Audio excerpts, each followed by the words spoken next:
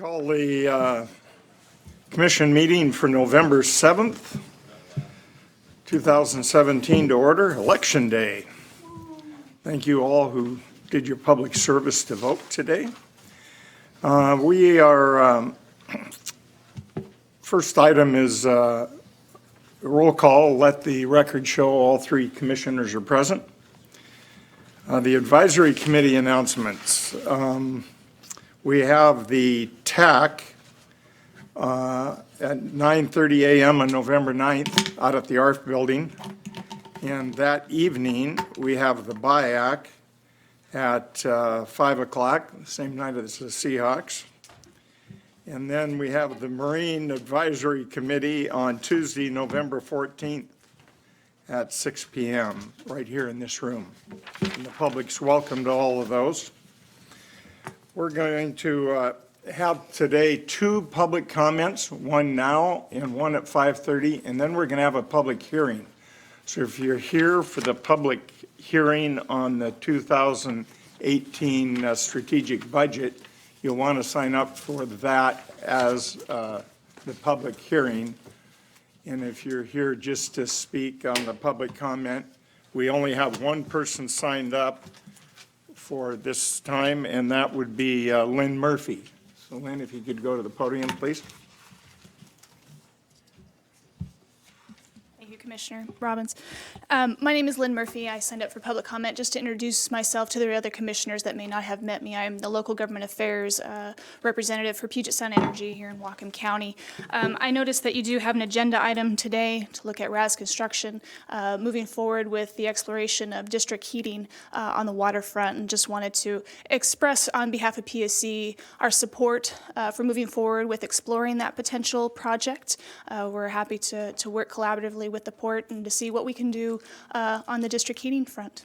So thank you very much. Thank you very much. Thanks, Lynn. So is there anyone that didn't get a chance to sign up that wanted to speak? Okay, if not, we'll move right into our consent agenda. If you could, please, Diane.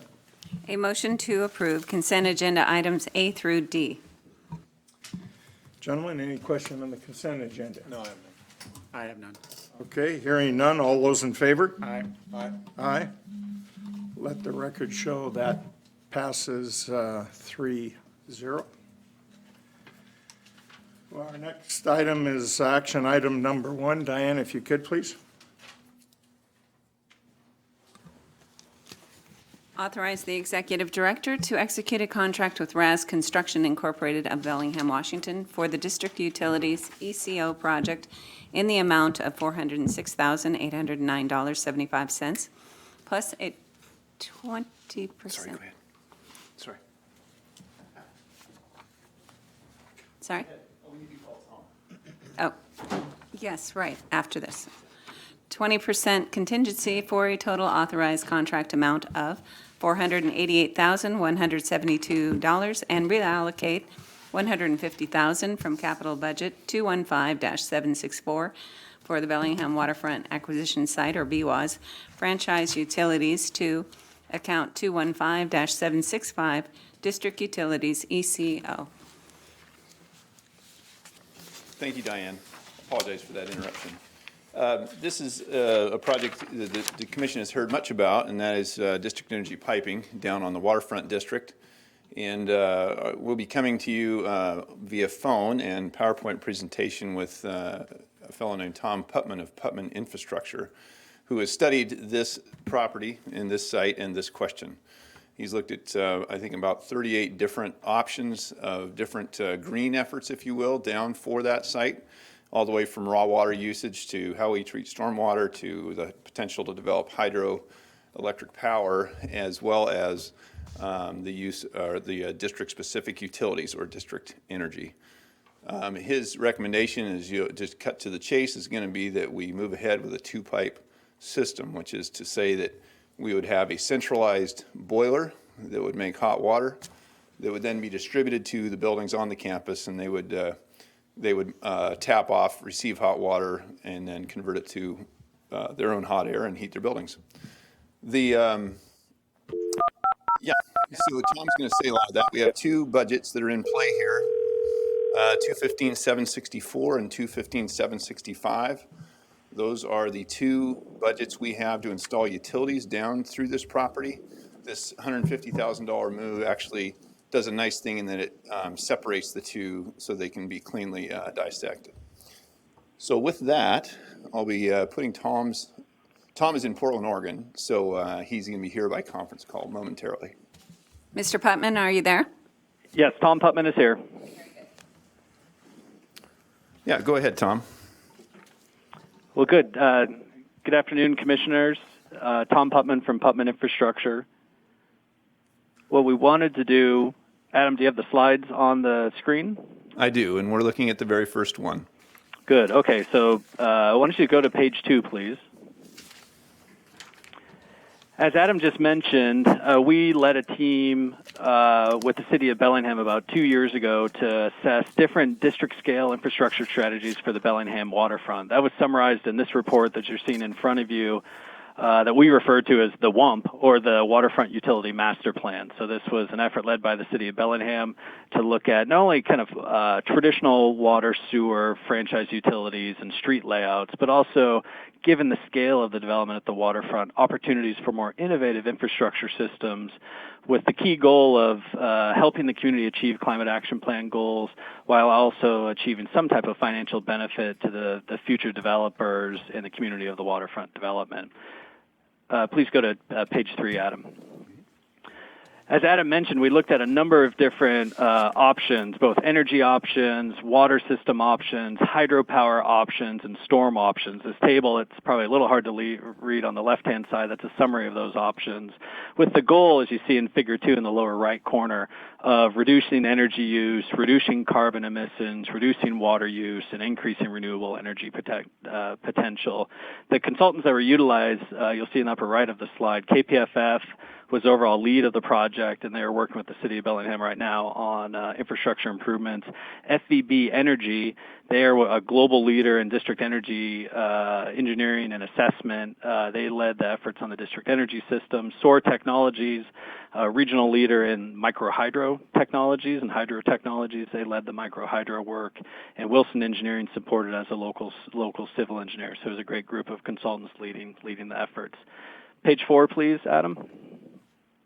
So from a district energy perspective, district energy being some type of shared system where we look at a number of buildings together and there's linked together in lieu of doing building-specific boilers and chillers. We're looking at sharing that infrastructure across multiple buildings. That's kind of the core of district energy.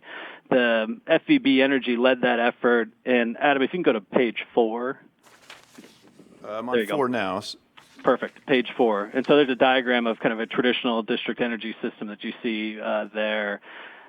What's key about district energy is trying to find assets in the district or adjacent to the district that you could utilize to drive down energy use. In this case, we've got the EncoGen Puget Sound Energy Facility that has a tremendous amount of waste heat that we could capture. We also looked at, as Adam said earlier, Western Washington University waste heat capture, just different assets around the waterfront that we could utilize to make the whole waterfront more efficient. As we looked at the lower table on that slide, we looked at all the options. So there's what we call BAU, business as usual case. So that's no shared infrastructure, just all building specific. We're always trying to compare it to that business case to say, are the developers in that area better off to be connected to a district energy system or not to be connected? Then from there, we looked at a number of different infrastructure options for energy. Option 1 was conventional district energy. Option 2 was district energy connected to EncoGen for waste heat recovery. Option 3 looked at district energy supplied by biomass. Option 4, district energy supplied by combined heat and power. For each option, we also looked at, is there potential for cooling to be on the district system or not, or just heating only? And so the conclusion from FVB Energy was option 2A, district heating only with EncoGen waste heat recovery. We've advanced that solution a bit more to also include sewer heat recovery, and we'll show you that in a few more slides. Page 5, please. On page 5, this is just a quick summary. It was a fairly detailed analysis performed by FVB Energy in concert with City of Bellingham planners to understand future growth and the amount of future growth and the heating and cooling loads that are projected for the waterfront development. You can, it's probably a little difficult to see, and I'm on page 5, Adam. On the lower part of each graph, there's quite a long build-out period for the waterfront as projected by the city. And this is the graph down on the bottom of each heating and cooling estimates table. That has a significant impact on the viability of district energy. So the development's going to occur over the next 20 years or so in a fairly moderate growth curve. We're not going in and building millions of square feet right off the bat. We see that over time. So that becomes challenging for district energy of not trying to overweight the initial capital investment required in the system and trying to balance that initial capital with the growth, i.e. the revenue you're receiving from the system. You can go to page 6, Adam. So as we compared across, or as FVB compared across the options, we did it in a couple of different ways. One was from an energy use and carbon emissions perspective, and I'm on page 6, Adam. As are we. Okay, and then there's a little lag here. The commission should know there's about a 15-second delay. Thank you. Okay.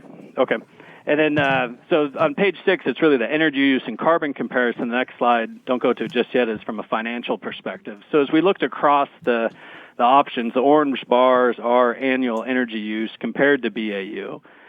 So all the district energy solutions are beating BAU.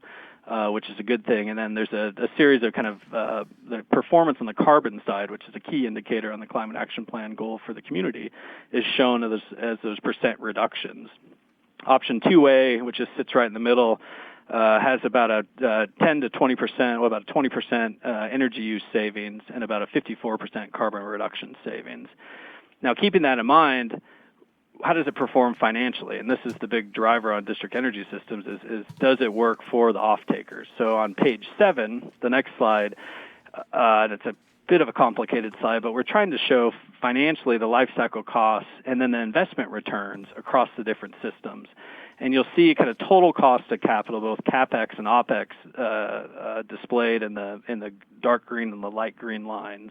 And again, we're trying to beat BAU there. We're trying to come in at a financial level that's better than the business as usual case.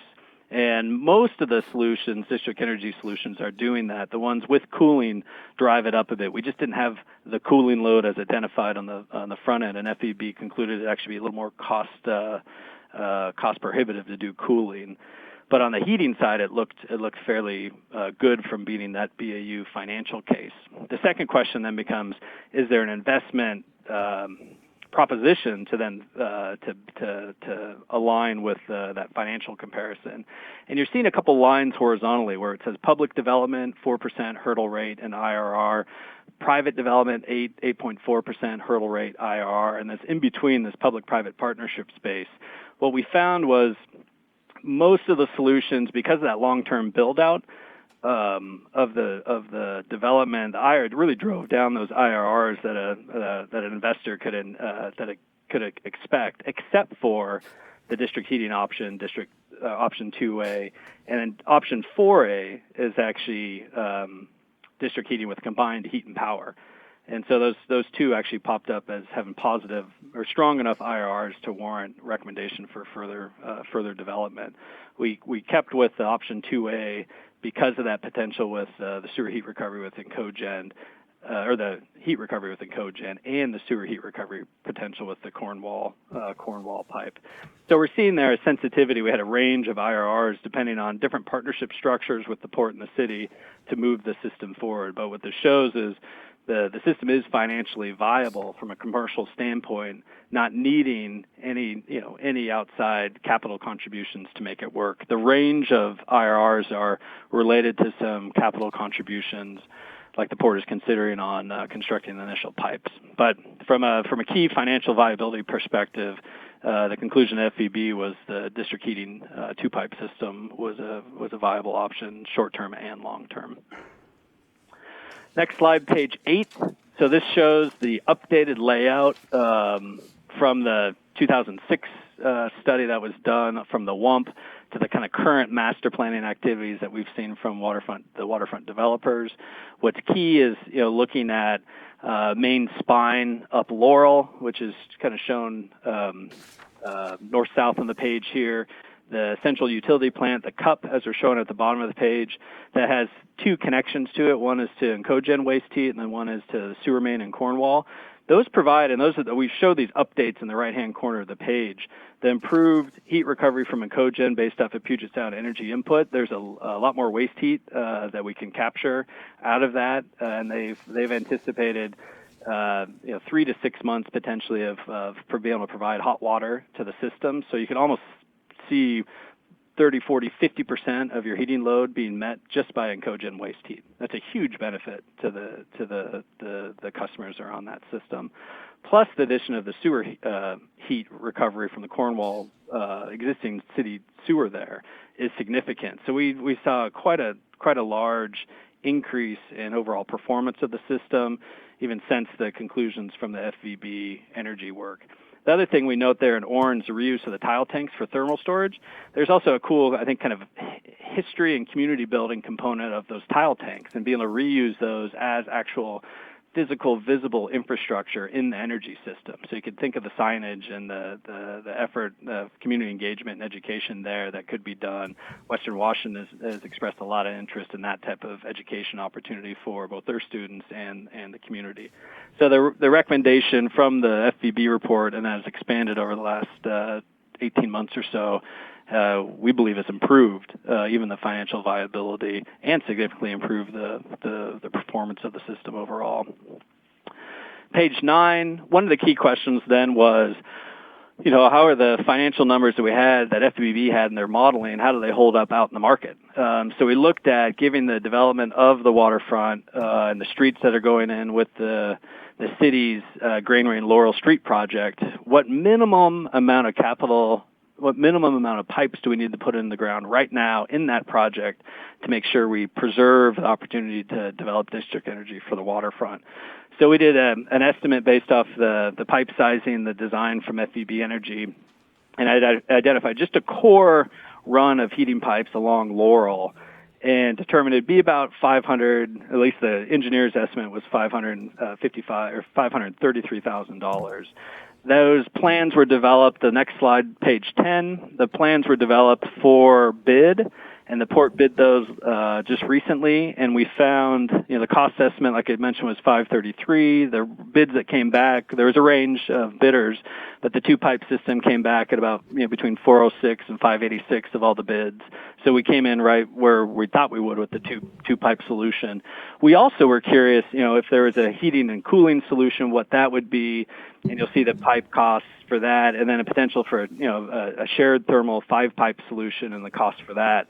Our goal was to minimize the amount of upfront capital costs due to the long-term revenue nature of the slow growth nature of it, and really keep that capital down, which was, again, kind of leading us back to that two-pipe solution. But you can see where the other potential costs rolled in there for the other solutions. On page 11, we did do an additional evaluation of we call a shared thermal option, which is a little more of a distributed infrastructure solution, and that was essentially a 5-pipe solution, and using distributed energy plants in the granary building and then maybe the board mill building to be a kind of a virtual district energy system, and evaluated that. The results there on page 12, the next page, and we really are kind of stacking that up next to that option 2A. I'm sorry, that's not colored right. The option 2A on the district heating side, and the comparison of the new option 5. And really what we liked about the shared thermal option, it looked to have a lot of potential on the energy use side and the carbon reduction side, so a great kind of sustainability value. The struggle was it really drastically increased our upfront capital cost on the system that made it, in our opinion, kind of not cost viable. And so you see that about, the additional cost overall was quite significantly more. Those are comparison of the dark green to the dark green in option 5. we did some additional, at the request of the port, some additional assessment, and page 12 or 13 shows this additional assessment. These spider diagrams are what we use as developers because yes, cost is typically the primary driver, but then also what other risks are in there and what other concerns might be from a development risk, an operational risk, enterprise risk. And as we compared kind of the district heating with cogen and sewer heat, which is the top spider diagram with the shared thermal, the bottom spider diagram, that increase in carbon and energy use efficiency from shared thermal was offset pretty significantly by the upfront capital commitments required to make it happen. And then we didn't see the financial viability long term being a return back that would be workable from a development perspective. But we did look at this additional system in pretty good detail. So on page 14, back to that recommended DE system, the recommendation that came from FBB Energy with the addition of the sewer heat recovery looked to be the most viable option for the waterfront to continue to pursue, and that was our recommendation today to continue with.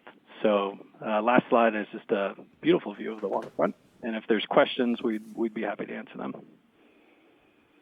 Okay, thank you very much, Tom. Very concise and easy to hear. Gentlemen, any questions? Commissioner Briscoe? I do, but I'm sure Commissioner McCauley is going to be more in depth than I am. But, go ahead. Yeah, because you seem to be deferring. I'm deferring to All you right. first. I have some questions. Tom, so there was a potential, Commissioner McCauley here, there was a potential tenant down at the shipping terminal that was interested in converting a warehouse to cold storage. If that happened, would there be a possible link into this system where they would require cooling, whereas the rest of the system in the downtown waterfront would require heating? Can that be a combined system? Yeah, what we thought would make sense is if there is potential for cold storage, and we know you already have cold storage at some of your tenants in the waterfront, but someone that might be nearby, is the district heating system with cooling was fairly viable, but we didn't assume having a big user like that. If that was in the cards, I would go back into cooling and look to potentially do cooling in there. Okay, but it does. Because basically those customers, all the other customers, could benefit from a large user like that. Okay, but so it does seem like a viable addition if it comes up in the future. Right. Okay, so the PSE plant, I understand, is what's called a peaking plant, so it's not running all the time. How does that work in the summer when it seems to be producing a lot of energy for the California market for air conditioners and such? How does the Encogen plant work with where are those 3 to 6 months that they're operating that provides heat for the system? Yeah, the variability we saw from PSE was pretty variable. But the way that we looked at the system is, from a base perspective, any benefit that we could get from that heating facility, and we've assumed some thermal storage with those tile tanks, we're able to kind of benefit the customers. It's essentially free heat, and we have heating load even in the summertime. So there's benefit there. The nice add that sewer heat recovery also is kind of a year-round benefit, and so stacking those two, essentially you're trying to use Encogen plus sewer heat recovery as your main drivers, and then in the plant itself, in the cup, you'd have a small, what we call a peaking boiler, to make up any instantaneous demands that you need. Okay, so you're not going to get 100% of what you need throughout the year from the sewer line or Encogen. Sewer line, not 100%, but you're going to get a lot from the sewer. And then our thought, like when we showed those percentages, you're a 40 to 70% net annual that could be coming from heat recovery. All right. So there was an assumption up front, because I know that's how things have to be done, but there's an assumption that the build-out will take longer, and that obviously affects the rate of return on that. So if it's built faster, does it just what happens if the waterfront's built out much faster than the 20-year assumption? What's nice is that benefit of the additional quicker build out. It allows you to actually set rates and continue to beat that BAU case. And so where we're projecting just beating that BAU right now, any quicker build out means quicker revenue, means you can essentially drop your rates. And you get a bigger spread between that BAU comparison. Okay. So more growth quicker is definitely a good thing. Okay. And then final question, Adam, can you turn to page 12? So I'm looking at page 12 here, Tom. Yes. And the option 5, which is, thank you for adding that. It isn't that close. What is it? 14, maybe 14, 15, about 18 million more-ish than Right. option 2. Oh, I'm looking at 2. I should be looking at option 2A. So it's Right. It's about 10 million more than option Right. 2A, but it's only a couple million more than business as usual. So it's not comparing 5 to 2A. 2A looks a lot better, but it's business as usual. It's if you compare to business as usual, it's not that far off from that. So did you discuss that at all? Yeah. What we found with that is what's nice about high efficiency solutions is you do get a nice long-term benefit, and that's what you're seeing in that option 5. The struggle becomes if you're just looking at the dark lines, the dark green lines, is that capital cost is about twice as much. And that capital cost combined with the long-term growth created almost a negative IRR. So that was the struggle financially to have it make sense, is you needed a larger amount of outside, basically a grant or incentive to make it competitive. Okay. And then the second piece of that was there was a struggle. That's the spider diagrams that we'd shown. I know there's a lot of information in there, but the viability of a utility then to kind of run the system. That system, as we explored and understood it from case study projects, seemed to work great for single owner buildings that didn't need to kind of blur the line between infrastructure and building systems. That system really likes to be fully integrated, but in a fully commercial standpoint, that's not the case, as you need separation in pipes and you need metering to be able to understand how loads are getting transferred to buildings. And so the actual billing and metering and the execution of a utility enterprise became a struggle from that third-party perspective. Okay. Thank you for that. Are we assuming all capital costs here are by the port? At No. present, no. Go ahead, Tom, sorry. No, we weren't. What we were looking at is essentially a third-party provider that would capitalize the system. And the thinking was, giving development is on the horizon. We're not exactly sure when, but we know the city's got a project they're doing. Decision tonight by port as placeholder, and that cost that that was borne by the port would be reimbursed by the system as that gets moved forward. Thank you. Commissioner Briscoe. Yeah, I have a couple questions here. When we started this district heat talks, we spoke about making sure we had enough pipes in the ground for the future, and now we're all the way down to just putting 2 in the ground. I haven't heard any discussion about thinking ahead for the future, just putting 2 pipes in the ground. And during your presentation, Tom, I heard you say that the 2-pipe system is a viable option short-term and long-term. What I didn't hear you say is it's the best option. So I'm a little confused as to whether we're just going to throw 2 pipes in the ground because it's the cheapest way to go, or if we're going to think about the future and discuss putting some more pipes in the ground in case the 2-pipe isn't the best way to go in the future and things change, so we don't have to tear our roads up and spend a lot more money than we would right now. So those questions still remain in my mind. I haven't heard much talk about adding pipes into the ground along with the 2-pipe to make sure that we're well set into the future. And as a project guy, I know that several times I've been caught short-handed because we haven't thought far enough into the future and added things and had to go back and tear things up. So some of those questions, maybe you can answer that for me? Yeah, no, I think that's, as a project guy, I appreciate the need for an extra conduit here and there, because you always get to that point and go, gosh, I would have put that in. This is a little bit different, because as we've looked at the options, 2-pipe, 4-pipe, 5-pipe, the ones that stand up financially, and this is the test of time, are pretty, significantly kind of pushing that two-pipe district heating position.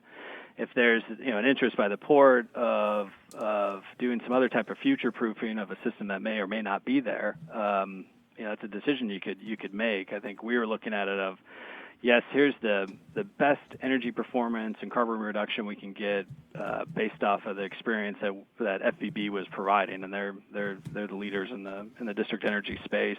The only thing we've heard from those detailed recommendations from FVB is, if there is some cold storage, do you start to think of some cooling pipes in a way to be able to serve that? And that would be a new number, a new bit of development that would be worth some exploring.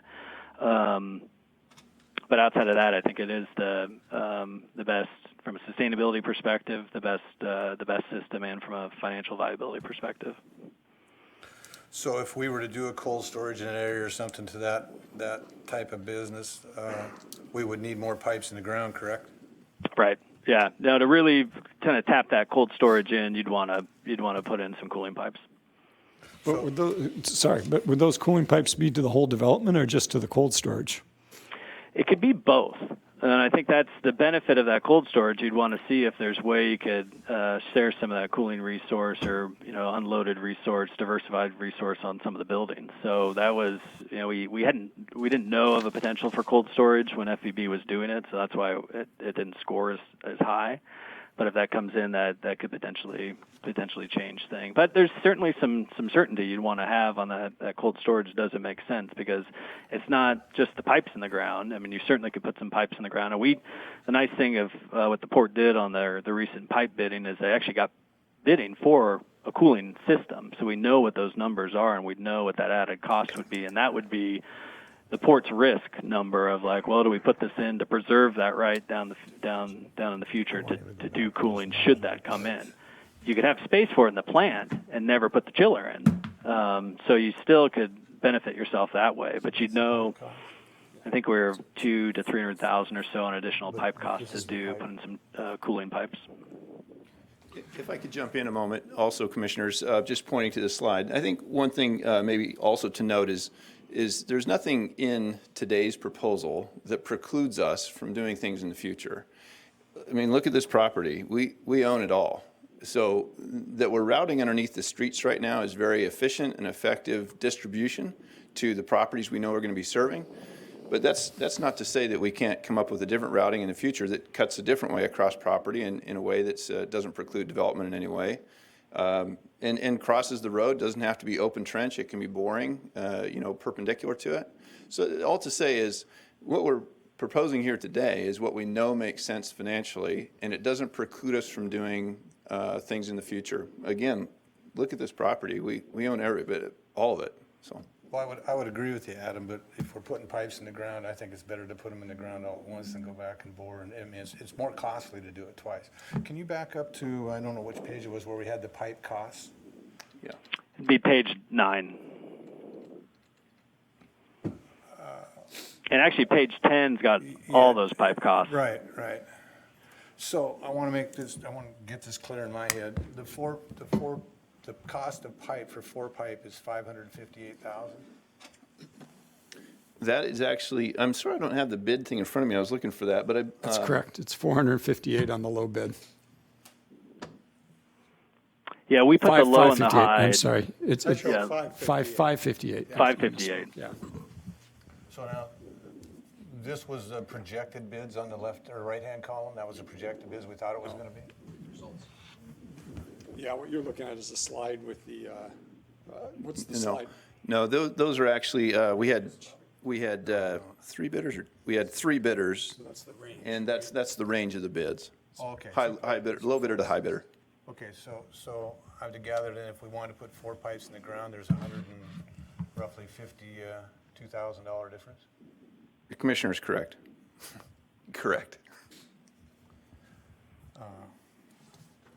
Boy, it seems to me moving into the future that for $152,000 compared to what it would cost to bore and rip the roads up and do everything, we'd be well advised to move forward with 4 pipes now instead of waiting.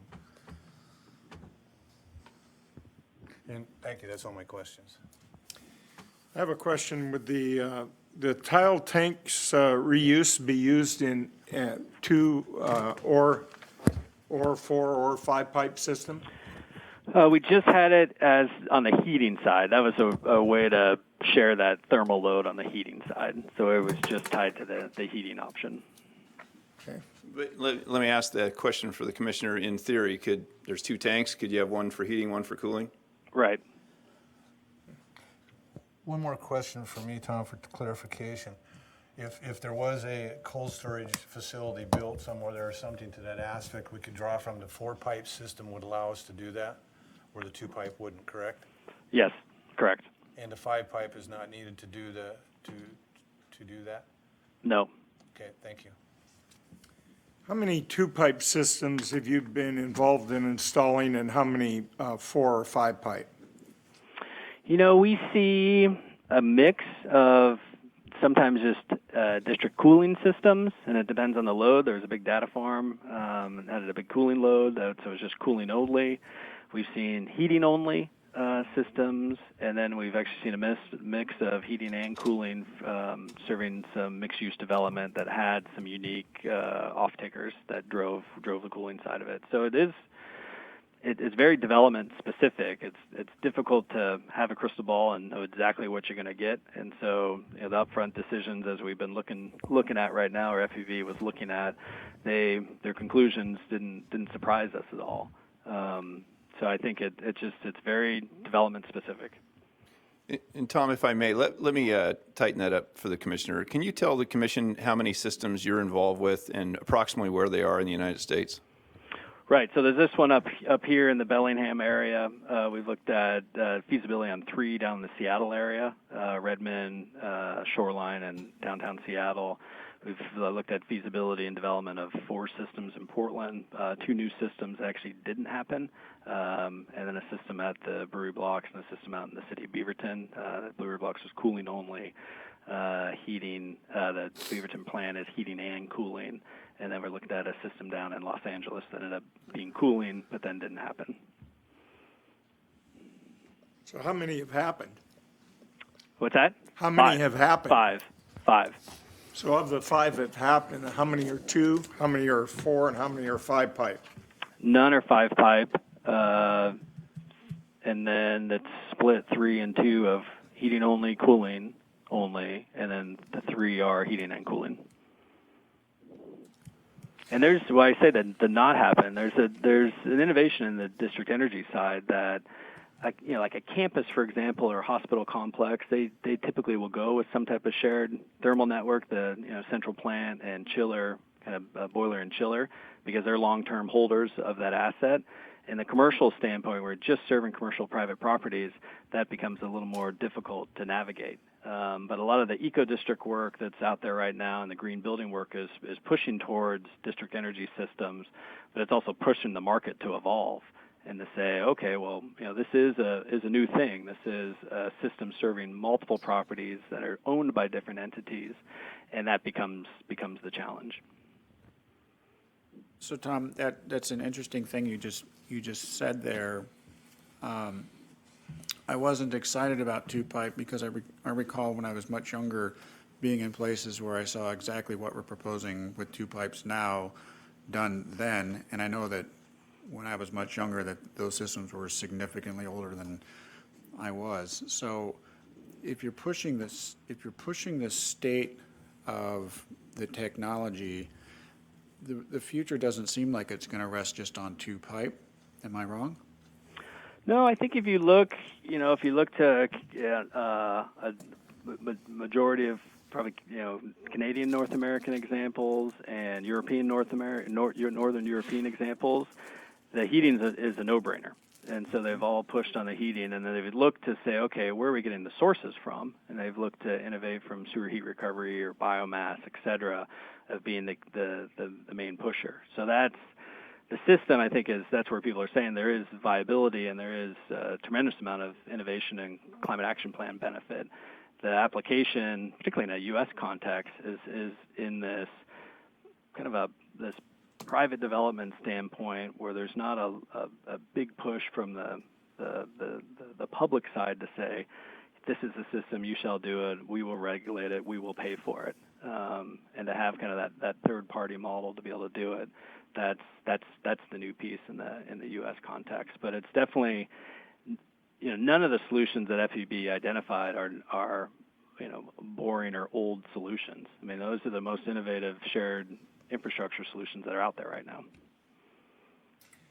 What kind of system does Western have? Is it two pipe or four? They're heating. They've got a pretty big heating system. So it's just two pipe. Right. And what some of those two pipe systems they'll traditionally do is keep the two pipe system there, but their boilers might be very inefficient, and then try to upgrade those boilers to condensing boiler units, or then couple that central plant to ground source heat exchange or something like that to innovate the efficiency even more. Adam, could you address a little bit more on if we decided to go to a four pipe system later, how much that really would be to add it? I mean, it's not going to be, it's not that difficult to go onto the road with it, is it? No, I think, if there's a place for the port to stretch, if you were looking to stretch, it'd probably be in that cooling pipe. The one thing is the casing that the city of Bellingham has negotiated with the railroad is of a diameter that you could easily thread a two pipe or the four pipe system in, go into the five pipe. Those are much larger diameter pipes, and that casing and that whole permit process kind of stalls out. But it's something that the port could use the work done to date and add that cooling in there. That probably wouldn't be a tremendous add. And if that cooling didn't come online, that would be your write down. But you made the decision based off of the potential. My question to add to Commissioner Rava's question would be then, do you think we could do that for $150,000 after the fact, this other pipes in the ground? Oh, no. If you put in that street and then had to go dig that up, you would, I don't say double that cost, but it would be quite a bit more. Thank you. And on the, looking at the bids here, I see one was $151,000 on the four pipe for Raz, and Strider was $543,000. What? I don't see the 152. There's a 406 was the low bid on the two pipe system. 558 was the low bid on the four pipe system, and $1,074,000 was the low bid on I the was five looking back up farther on the four pipe, just on, right here, the 151 to the 543. I can, That's I think that's an additive alternate. He's looking at the bid additive alternate A. yeah. So if I can just clarify with the Commissioner, the base bid, there's range from 406 with Ram bid 562 and Strider 686. Your question, I believe, is about additive alternate A? Yes. Or one? A, sorry. And this is the cost, so everyone understands, this is the cost that you would add to the base bid to get from a two pipe to a four pipe. So in the case of Raz, our apparent low bidder, we would add $151,636. Likewise to Ram 148 and to Strider 543. I could not explain to you why it is so out of range. It just seems so astronomically different. I Yeah. just wondered if it was a misprint. Well, and I can help maybe illuminate that a little bit more on the five pipe. It is 12-inch diameter, most all the way of the pipe, and the heating and the cooling systems, those pipe diameters decrease. So it is larger diameter pipe overall. So that's probably what keeps that option higher. The smaller cost difference between heating and cooling is probably they've got cost of pipe from their provider, but they've already opened up the trench and they've mobilized, they've done the work to dig. That's probably just a unit price cost to get that additional pipe in there would be our assumption. Yeah, if I could actually add to that, there's three reasons that the additive alternate A, or those second two pipes, is so much less expensive than the first two pipes. Three reasons. One, they're already on site, they're mobilized. Second is it's the same trench, whether you're putting two or four in it. And then the third is that it's actually a different piping material. The heating, you have this ductile iron, heavily insulated pipe, whereas in the cooling side, you have an uninsulated HDPE line, high density polyethylene. I don't know where we are in this conversation, but I think Commissioner Briscoe is supporting alternate A. I would be very supportive of alternate A as well. I assume you're speaking to the four pipe. But, yeah, the incremental adjustment there, I mean, it might be a boondoggle that the port looks stupid and spending $151,000 more on this someday, but it could also turn out to be a very good thing to do now. You know, as we go forward and our climate's changing, look at the summers we've had, everything's getting hotter everywhere, and we may need a cooling system line. If we were to put a cold storage down there and we could utilize that, we'd be foolish not to have it To be there. honest, that's what's tipping the balance for me, because I know we've had at least 2 inquiries. One was relatively serious, and we do still have the largest cold storage on the West Coast here. So should they want to expand, this might be a great way to attract their business. I mean, this is Tom. I would add into that, and it might not be my place, but I would add into it on the maybe advocating for the cooling for 2 reasons. One is that I know the building energy projections that FEB did were for pretty green buildings, and a lot of those assume passive cooling. And depending on what the market might be driving to, folks might want air conditioning. And that might push you to have some cooling. Second is, it could be a marketing tool for future development. If you're trying to court cold storage or people with those needs, this might be a marketing tool. So maybe you don't have to build that entire chiller right off the bat, but you could kind of say, hey, we've got the pipes in the ground, we're ready to serve you, quote unquote. And then if something firms up, then you could kind of come back to that cooling piece and action it. So I could see it both ways. Do you want a revised motion with 4 pipes? I would like to. I'd like to ask one more question before we go to that, not that I'm opposed to it. The staff of the city recommended 2 pipe, is that correct? Right, yeah, the report, that was really the WUMP report was the 2-pipe heating. That's what came out of that recommendation. And Adam, what's our staff's recommending? Well, our staff recommended the 2-pipe in line with the report. Again, I think it's the commission's prerogative to take, risk at what they think is good future proofing. I think it's the staff's prerogative to be conservative and do what we know is fiscally and feasibly viable. Okay. So do we need, we're voting on this action item now? I think we need to revise the motion so it includes a 4-pipe system. I've got something here. Authorize the executive director to execute a contract with Raz Construction, Inc. of Bellingham, Washington for the district utilities ECHO project in the amount of $558,446.25, plus a 20% contingency for a total authorized contract amount of $670,135.50. And reallocate $150,000 from capital budget 215-764 BWAS franchise utilities to 215-765 district utilities ECHO, and increase the 2018 capital budget, adding a line item in the amount of $151,636.50 for the district utilities ECHO project. Okay, is that the revised budget that you gentlemen had in mind? Yeah, I'm comfortable with that. And I'd like to remind the commission that before I was elected, so this is more than 8 years ago, the commission then decided just to take $2 million from the total taxes that are levied on the property owners in Whatcom County and put them directly into BWAS projects. And I think this is the sort of thing that they probably would have had in mind to spend that kind of money on. So I think it's the right way forward. It does future-proof us. It's not a huge amount of adjustment, $153,000. I think it does give us a little more marketing tool, more of a marketing tool than we had before. So I definitely think it's the right way forward. Yeah, I agree with Commissioner McCauley, and the cost of just figuring out, to do things, to change things, to go back and plan where we're going to put those other 2 pipes if we needed them, far exceeds the cost of the difference in the 2-pipe system. So I think it's the right thing to do. Okay. Any other discussion, gentlemen? Now, before we vote, though, I do want to say there's been a huge effort from our non-governmental partners on this, and I think it's worth acknowledging that there's been some voices out there that have been banging on this drum, and I don't want to acknowledge everybody, but this wasn't all done just by city and port staff, so I think it's important to remember that there was a lot of help on this and a lot of push from the public. So I want to say thank you to all those people who stuck with it and got us where we are, and thank you to the staff as well as the city staff for this.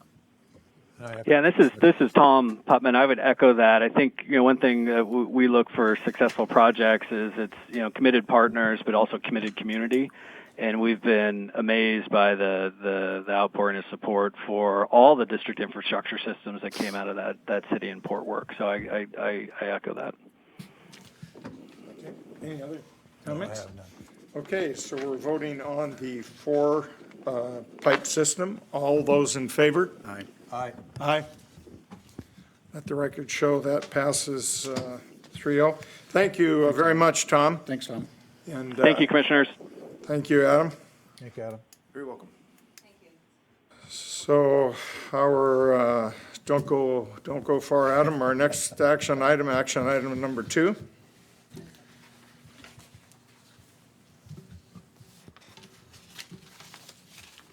Authorize the executive director to execute amendment number 1 to the interlocal agreement with the city of Bellingham for the installation of utilities casings and fiber conduits within the Laurel and Granary Streets right-of-ways and under the railroad tracks at the waterfront district.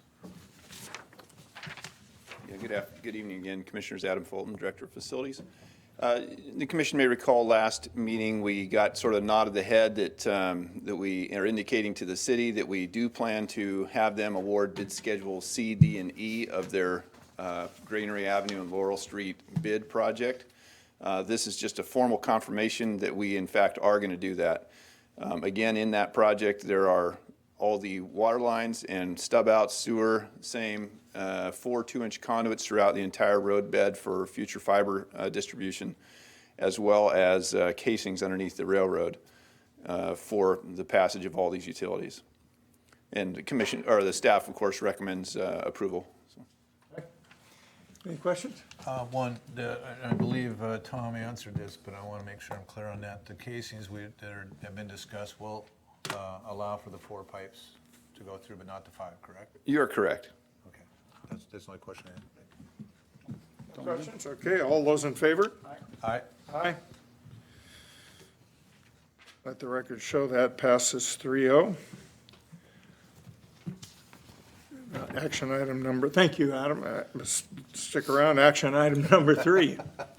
Authorize the executive director to execute a purchase order and commercial electric facilities contract with Puget Sound Energy in the amount of $585,856.50 to install primary electrical facilities within the Granary Avenue and Laurel Street right-of-ways as part of the Waterfront District redevelopment project.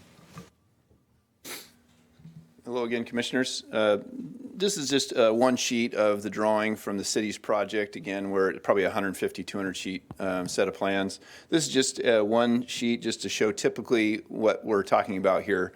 Per our conversations a moment ago, those 2 blue pipes you see there on the lower end of the drawing here, those are those cooling pipes that you'll see, and there's still 4 there actually, but they're just stacked. So that is where that district energy lives, is underneath the sidewalk nearest, say, the Lignan building in this particular case. Sorry, let me orient you really quickly. This is Cornwall Avenue.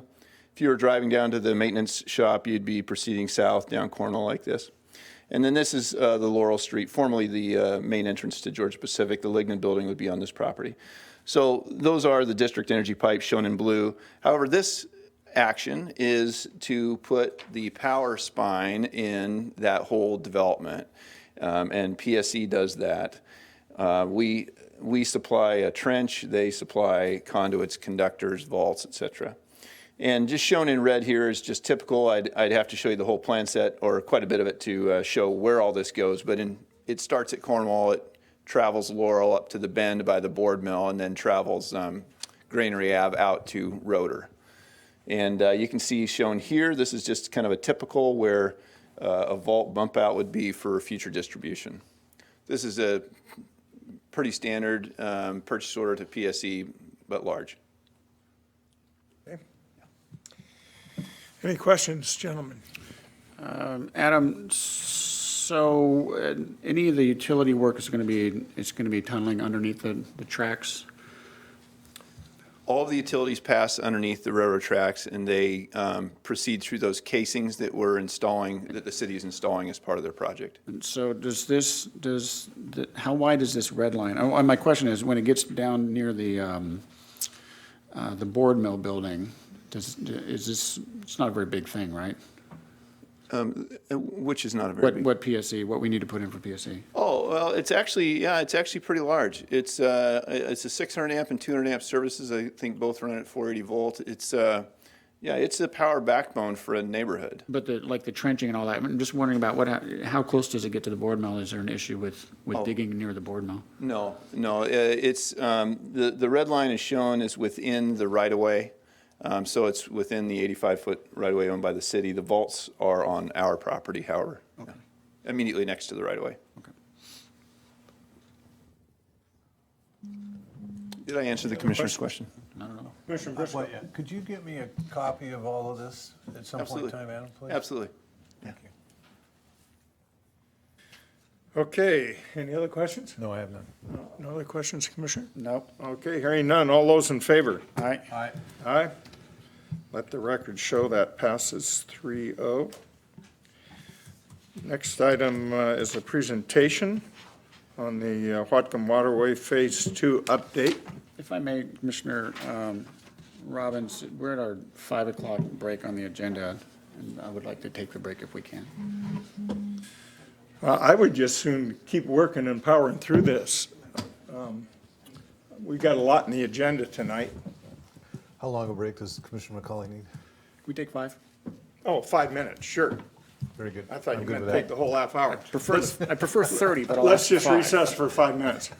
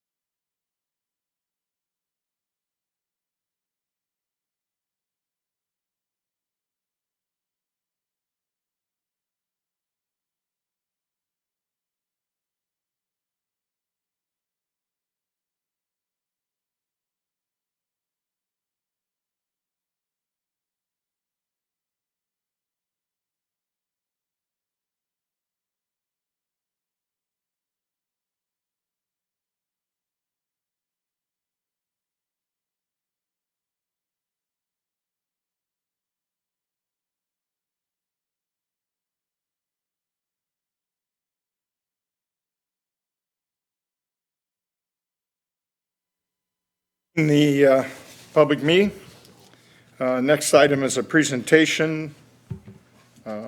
Brian? Good afternoon, Commissioners. Brian Gowron, Director of Environmental Programs. This update on the Whatcom Waterway Phase 2 environmental cleanup is part update and then part work study, actually, in the sense that I'm going to provide a little bit of background and update on the Whatcom Waterway Phase 1 work, where we're at right now. And then the second part of the discussion will be focused on a kind of a discussion with regard to land use plans for the ASB, or Area Stabilization Basin. So that's something the Commission has requested. It's something we've been working on, and I think we're at the point where it'd be worth having a bit of discussion around the land use specifically. And that is it's probably going to be the first of a number of iterations of updates as we move forward. It's a large decision. We'll get into that in a little more detail. But as you know, the Department of Ecology has very specific requirements for cleanup requirements, how you calculate a cleanup level, all the technical components, but land use really is a key component of that as well. So land use decisions do have a big influence on the cleanup decisions and how you actually can implement a cleanup. So that's what we're going to start the discussion on today, and then we'll go into that in a little bit more detail as we move forward. So what I'm going to talk about today is just a little bit of site overview, some background context of the Whatcom Waterway site in general, do a snapshot of where we're at right now, talk about what we would do if we were going to step right into implementing Phase 2. And then that's from that point, move forward a little bit more into the discussion and gets input and direction from the Commission on what you'd like to see for us to consider as staff when we're talking about ASB land use, talk a little bit about some variables and considerations that I want to make sure the Commission is aware of, and then get some input on what you might want to see for future work studies sessions specifically. So this site, and I apologize for the size of the font, really what I want you to focus on, this is pulled out of the one of our technical documents on the Whatcom Waterway cleanup. It's really for context and size and scale of the Whatcom Waterway. Sometimes we think of just the inner waterway when you drive down Rotor, you see the inner waterway, you think of that as the size of the site. It's actually, the Department of Ecology defines a MODCA, or Model Toxics Control Act, cleanup site as where contamination has come to be present. So that outer blue line, each one of those little blue blobs or boxes are part of a sediment site unit, a part of the larger Whatcom Waterway cleanup site. And on the far left there, that blue line is the outer boundary of the overall Whatcom Waterway site where contamination has come to be present in sediment. So overall, it's over a 700-acre cleanup site, which is significant. And I'll talk a little bit more about that in detail as we move forward. But the main constituents of concern associated with Whatcom Waterway are mercury, and then wood products, wood byproducts, mostly phenolic compounds, and then dioxins and furans, and then a few other miscellaneous metals and low-level contaminants. But mainly mercury and phenolic compounds are the drivers there. So then this is a different image to show. The majority of the discussion when we talk about where we're at is going to focus on the areas that are in light blue there, the more of the inner waterway. But note that the light gray shaded area, which is also part of the Whatcom Waterway cleanup site, is actually an area that's undergoing monitored natural recovery. So there is mercury contamination in the sediments at depth. It's been documented out in those areas. But because of the active and natural sedimentation, all the sediment that comes out of the Nooksack River, we have a naturally recovering environment where isolation and capping is happening through that natural deposition. So the Department of Ecology has already determined in those areres, that's in the shaded and the gray, that's just a monitored natural recovery. So we'll monitor that to ensure that that's the case over the next 30 years or so. But there's no active remediation that's going to be occurring in those areas. So Brian, you said at depth, to be clear, it's at depth in the sediment, not just at water depth. I apologize. Yeah, that's in the depth of the sediment. So there's a bioactive zone and there's a point of compliance that is a certain area of depth of sediment, and the mercury contamination is actually below that point of compliance already. Yeah. So, and again, just in the way of background, I'm not going to go through all these. I just wanted to put in context that there's a large body of work that's been done on this site. We've been working on this project for over 20 years, really. In a variety of capacities, and I'm not going to go into much detail. And additionally, if you do have any technical questions, feel free. I do want to caveat this, that much of this work was done before I was president at the port, and I actually wasn't actively involved in the Whatcom Waterway until recently. So if we have questions, I'm going to preemptively apologize if I can't answer it right off the top of my head, but I will get you the answer because there is a significant body of knowledge out there. Just walking through this a little bit, back in 1996 is when the Port and Department of Ecology partnered up with the Bellingham Bay Pilot Project, where 14 state, local, federal agencies got together and started to comprehensive look at how you can address all the cleanup sites in Bellingham Bay, and Whatcom Waterway is a significant part of that. In 2000 and 2001, actually, Georgia Pacific performed an interim action in the log pond. They were still actively in Bellingham and working on the cleanup. They were responsible for that work. They performed a full RIFS in 2002. And then in between 2002 and 2005, the port started working on the acquisition of the GP properties, including the ASB. And in 2005, we completed that deal. From that point forward, it's been the port's responsibility to work on the environmental cleanup for these sites, including the Whatcom Waterway. And in 2006, we completed a final RIFS and entered into a consent decree with the Department of Ecology, where they selected a cleanup action plan that we were then obligated to implement. We started working on that actively right at that point, but a few things happened right around that time frame. One was the recession, significant change in the economic model, significant change in how we would approach a variety of assumptions potentially. And that in itself wasn't a major change, but two other issues that related to the cleanup. One was there was a regulatory change that impacted how we could manage dredge sediments in open water disposal.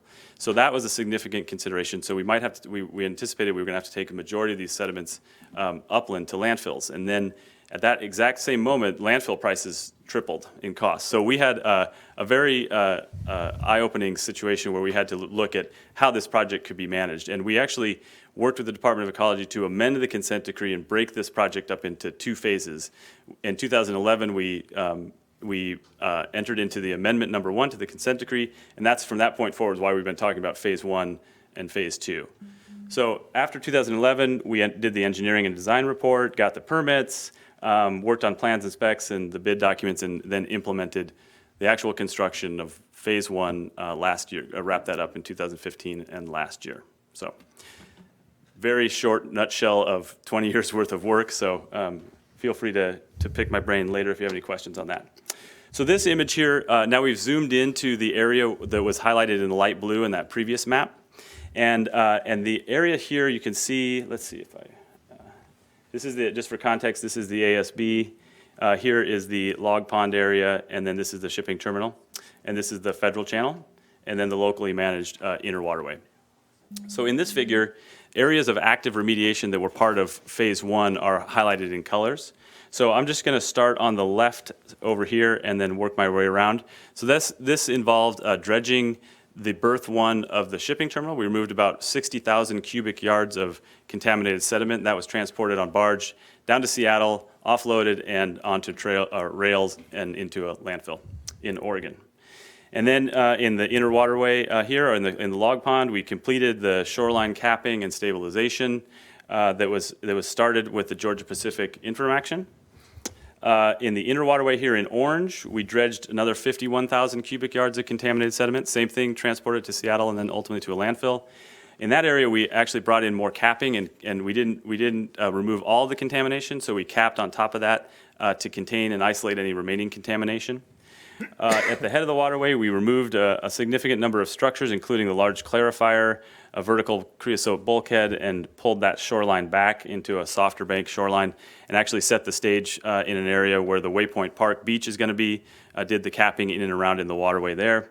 And then on the northern side of the waterway, we completed the installation of a sheet pile wall to support the marine trades, as well as contain contaminants behind in the uplands from recontaminating the cleanup site, and stabilized the shoreline and pulled out a significant amount of derelict structures and that sort of thing up in the inner waterway. So that's phase 1. Yes, Commissioner? I have a question. Could you define shoreline stabilization for me? What they're saying here when you're stabilizing the shoreline? Sure. There's and that was a generic term that I used for a variety of different scenarios. It all depends on the shoreline you're talking about. So in the log pond, that included really just armoring it with a cap that was a multi-layered cap. There was sand, gravel, and then an armor stone, because the wave action in that area dictated that's the kind of stabilization we would use. In the at the head of the waterway, where we pulled the shoreline back, We used some armoring there, but when you got around the corner, we used a smaller, finer grained material, which is going to actually be where the Waypoint Park beach is going to be. So each one was a little separate, and then on the shoreline on the north side, we had the sheet pile wall and then a cap in front of that as well. So what you're trying to do is stop any kind of erosion or movement of the sediments below that? Exactly. Okay. Thank you. Yep. So that, again, that was about a $35 million construction project, and it was one of the largest projects the port's undertaken, and that was wrapped up last year. And so here's some photos. I think you've seen some of these before, but just to highlight some of the work here in the upper left-hand side is the dredging of the inner waterway. You can see the vertical bulkhead wall that was here too, and this was the former clarifier footprint, and the shoreline now is back up to about here. Down here we have dredging of the inner shore, or the inner waterway with the clamshell bucket. Upper middle is capping of the log pond area and putting in the shoreline stabilization and armor rock around here. You can see this one. This is the kind of material that we were pulling out of the shoreline. There was just a jumbled mix of industrial sized cable, tons of concrete that were in the shoreline area, and really a significant amount of material came out of those derelict structures and shoreline. And then here on the bottom right-hand side is installation of the sheet pile wall on the northern side. This is where the crane pad is now. And then here's the final product of the inner harbor, the inner waterway. The one thing I didn't have any photos of was a dredging of the Bellingham shipping terminal berth, but as you know, in addition to this work, that freed up additional depth in that area. Not only did the cleanup, but it created extra depth that now allows us to market like Grand Camp, and got our first ship in a few weeks ago because of that extra depth. So just now wrapping up kind of where we are at with phase one. So we're in the final phases, kind of in the administrative phase of work. This is some of the work that is required under the consent decree. The final things we need to do is record any restrictive covenants on property where contamination is still present. We have to complete the phase one as-built report, and that is underway and actually under review by Ecology right now. And once they approve that, Ecology will issue a phase one completion letter. So a few things to keep in mind on the consent decree obligations. So there is a schedule that we're obligated to follow and comply with under the consent decree, which is essentially a court order. And the schedule, though, isn't really a date-specific schedule. It's one of those milestone schedules where you complete a milestone and then your next deliverable is timed off of that one. So we're at that point right now. And when we get the final approval from Ecology on our phase one as-built report, our clock will start for a 270-day period, at which point we're obligated to turn in an engineering and design report to the Department of Ecology for Whatcom Waterway Phase 2, which includes a few things I'll talk about here in a minute, including the ASB. So that sounds like a lot of time, 270 days, but an engineering design report isn't a concept report. It's not an idea. It's engineering work. It's trying to get a project that's defined to about a 30% design. So there's not a lot of variables you want to have in that report.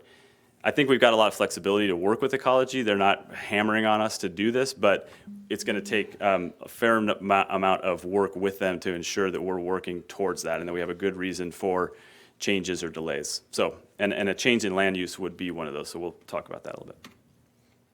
So again, this is the final slide, I think, on the phase two. This would be kind of a snapshot of if we were going to implement phase two as it's currently conceived, and what this would look like. And this one's a little different in that the previous phase one, you could see there were kind of independent areas there was dredging and disposal in one area, dredging, disposal, and capping in another area. They were fairly independent. This whole plan is fairly integrated, so I'm going to talk through this a little bit for context. Starting in the ASB, actually in the purple area, starting up there, that includes the removal of any industrial sludges that are remaining in the ASB now, and there's a fair amount of that, about 300,000 cubic yards of contaminated sludge. That would be excavated, dried, and then disposed of at a landfill. Then we would dig deeper below that layer into the clean sands and material that are below the base of the sludges, and reuse that clean sand material that we've pulled out of the ASB for capping in the inner waterway here in the blue, and or using it in other shoreline restoration projects or as general fill in the GP site. Say, Brian, can you use the image in the upper left to describe each of those areas that you just said? Yeah, you betcha. Yeah, thanks. So this is a little small. I hadn't anticipated talking to it, but let's see here. I think this is a. So you dig out the white line, you dig out the hashed lines, and then you're down into the native drift sediment, which is the gray at the very bottom. Yeah, I think actually this is a post-construction cross section. Can I talk to that one after I've gone through these? So I think it'll make a little more sense in context. Yeah, I was hoping that there was an image that would just make sense to folks that aren't 100% on. Sure. Yeah. So one question, so the plan was to take the sand and put it in the waterway Yeah. and decrease our depth? In What this we just dredged out further out?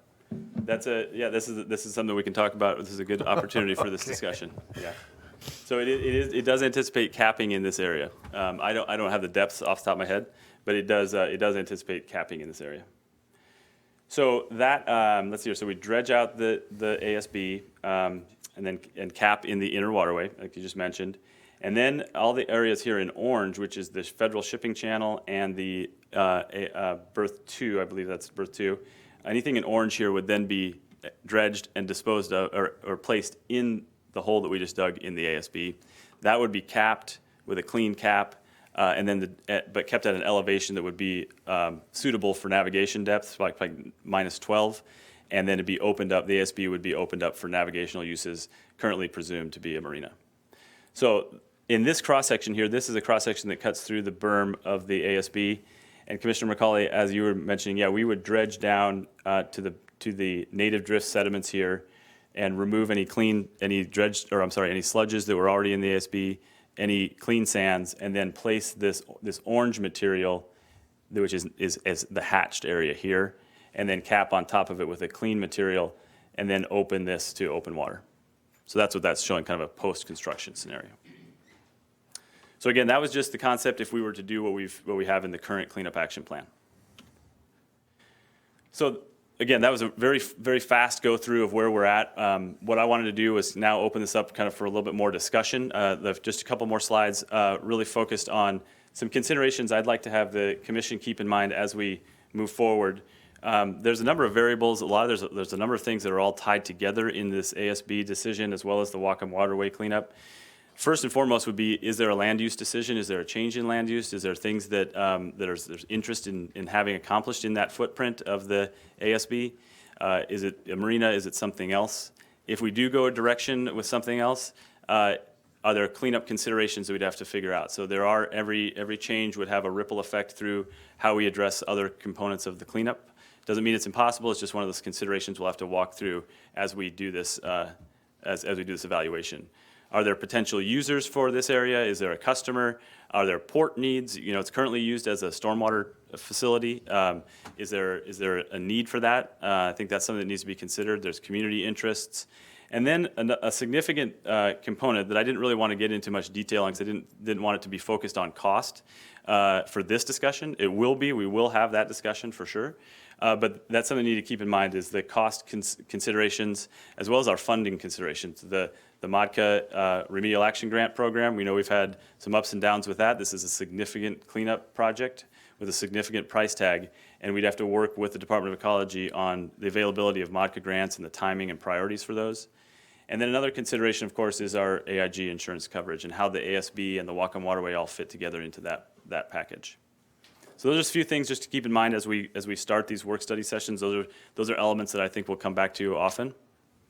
And then the last slide here really is just my kind of first blush of looking at what I think we would be worth having more detailed work study sessions with the commission on as we look at the ASB.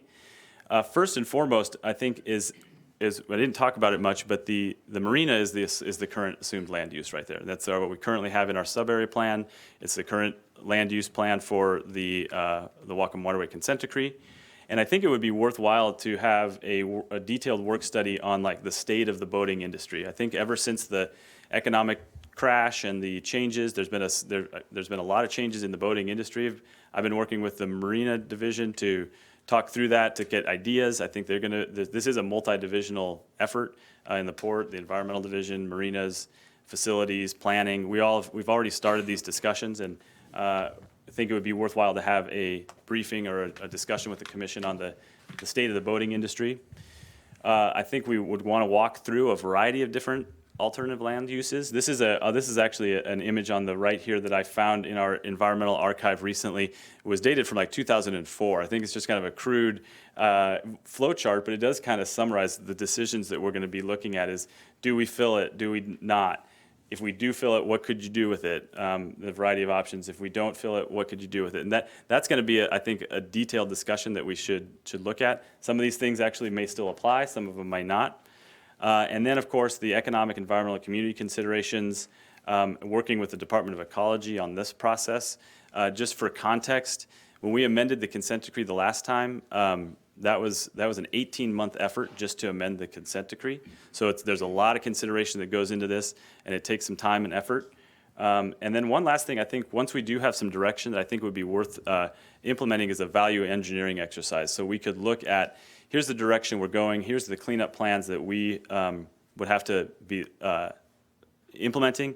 Are there efficiencies we could get? Are there things that have changed since we've last looked at this? And really look for ways that we could reduce costs, get the most out of this, and not get too far down the road where we can't unwind a decision that would have been, if we did a value engineering up front that could identify some potential efficiencies. So those are the things that I think that I would anticipate we'd want to brief the commission on. And I'd be happy to take any input on that or have any discussion, and if you have any questions. Commissioner? Correct me if I'm wrong, but the sooner we can come to a decision on this regarding Matka, the better, correct? That's correct. I mean, I don't think our decision is going to influence our availability of funds, but it would, once we have direction, yes, we would definitely be able to go back and start that process.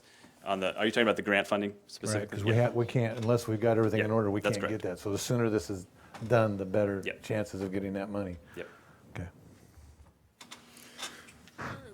Thanks for this, Brian. The ASB and the entire waterfront with its legacy of contamination is, it hurts the community. There's no doubt about that.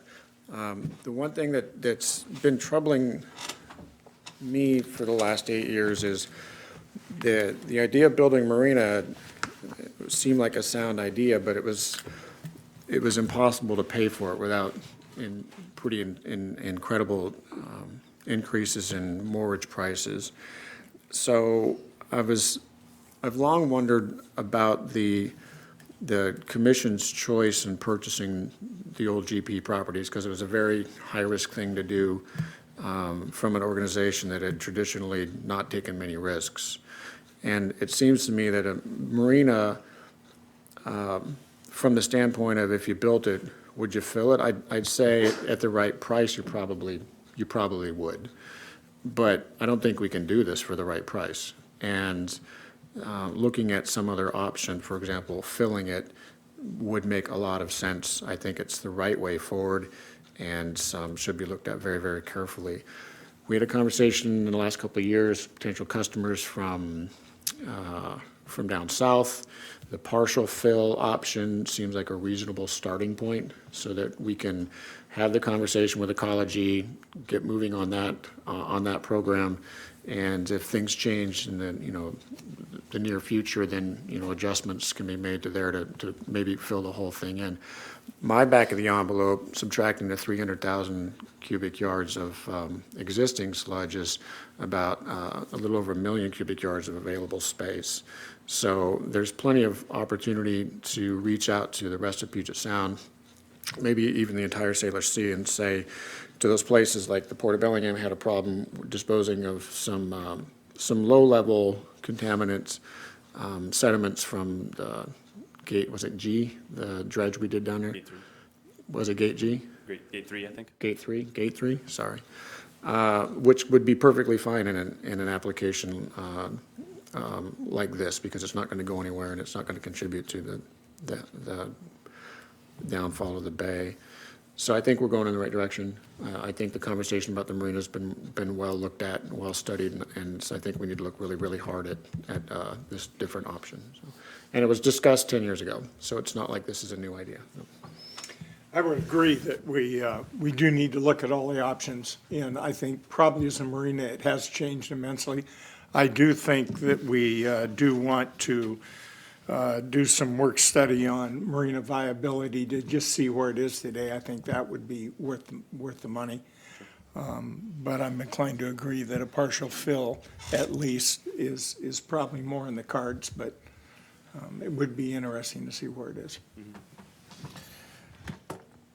The work study thing, I don't know that I agree to. We're spending money we don't need to spend. We already have the information, and we know the numbers are too high.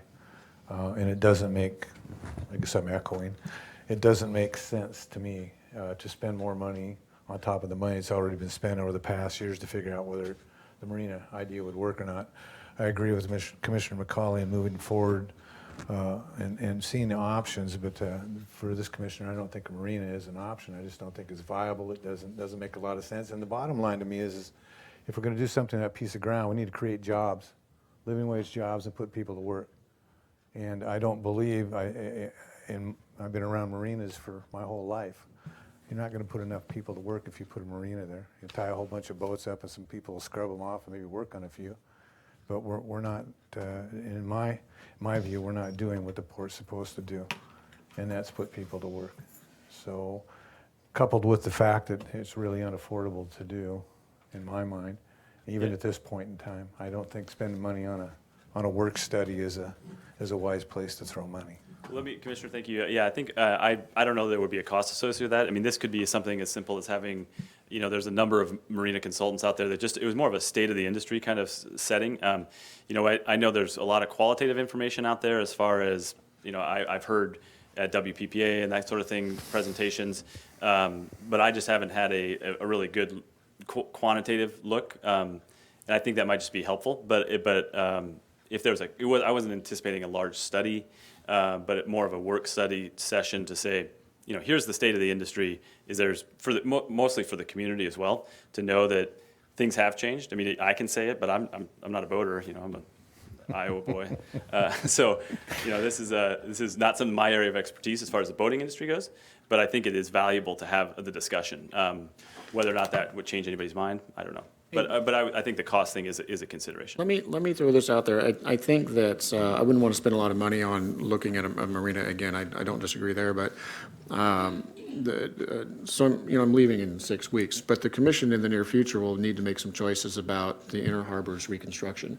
So it could be valuable to piggyback these two things to say what's the state of the near future for boating and just help that inform this process, but also maybe more importantly inform the future of the discussion about the inner harbor. So I don't know if you could just piggyback those two things. Yeah, no, that's a very good point. Yeah, I mean, if can kill two birds and actually start looking at that, there's no reason to keep these completely separate. We have multiple marinas, which is why, like I said, it's a multi-divisional discussion at this point. It's I'll be pulling the team together and get marinas input and see if there's a value to that. But I could see how that would have some value. I wasn't interested in doing an expensive study, but someone like Paul Sorensen, I think is that his name? Correct.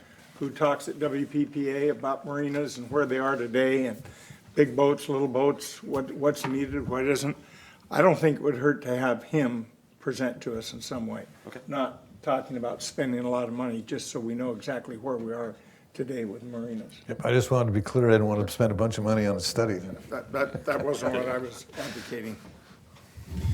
Anything else that would be aside on this list? I mean, these are things I think we'll be coming back to. Anything else that you'd like to see? I think that's critical. I think we'll be looking at options, not only the land use options, but how those come into partial fill, no fill, complete fill, other users, that sort of thing. We'll put a package of things together. But this is going to be an iterative process with the commission. So back when the 270-day meter starts running, when does that exactly start? When Ecology provides us with their approval of our as-built report. So they're in their final review of that now. I anticipate that'll come in the next month or two, actually, their approval. But I've already broached this with them and anticipate that we're going to be having this discussion. They understand there would be some flexibility there. But like I said, this isn't something I could delay for 5 years. No, but flexibility on when the 270 days start, or I think on the deadline. They would extend that deadline. Okay, yeah. Good. Thank you, Brian. Yep. Any other questions, Commissioner McCauley? No, one final thought, though. I ran into one of the engineers who designed the ASB for Georgia Pacific. understand. It was just a happenstance over a cocktail. And I asked him about what would the structure be suitable for felling? And now, of course, he has a dog in the fight to say yes, but his answer was a solid yes, and it gave me a lot more comfort in moving forward with the fill option. So I don't think it's a bad idea to pursue it. Thank you. Thanks. I would agree with that. A time frame question. So best time frame if we can, and everything going and decide what we're going to do, what are we looking at here? Well, like I said, I think this is, depending on what specifically your time frame you're looking for, is that if for the decision, it's a commission decision really just to implement a land use change. So that can be something we can work on in-house. But I think that to make an informed decision is going to take a lot of these considerations. So to do that the way that I envision it, this is probably a 6-month process is what I would think. Just because of the way this is all woven together with ecology grants, with the AIG policy, would we have to look at a potential endorsement to the policy to a change, looking at amending the consent decree? There's just a lot of moving parts there. And but starting giving us direction to go in a certain way, I think that could be done in the next 3 to 4 months easily. Can we trim down out to a month and a half? I went from 6 to 3 to 4, so I thought I was going the right Trying direction. to get all I can here. I'm just me. I like to keep moving things, and this thing sat around. We need to keep moving on it. So, but thank you, Brian. Be Very expedited. important. Yeah. Okay, hearing nothing other. Thank you, Brian. Thank you, Commissioner. Appreciate that. So just a reminder for the audience, we are going to have a public hearing on the strategic budget as our second item. So if you want to sign up we have a few that have signed up. If you want to sign up to speak on the budget, that will be the second item. But right now, we will open the public comment period again at this point. And is there anyone signed up back there, Neil? Okay, so we have 2 people signed up for the public comment. Sheet 1, sheet 2, I guess I do sheet 1 first. Paul Burrell?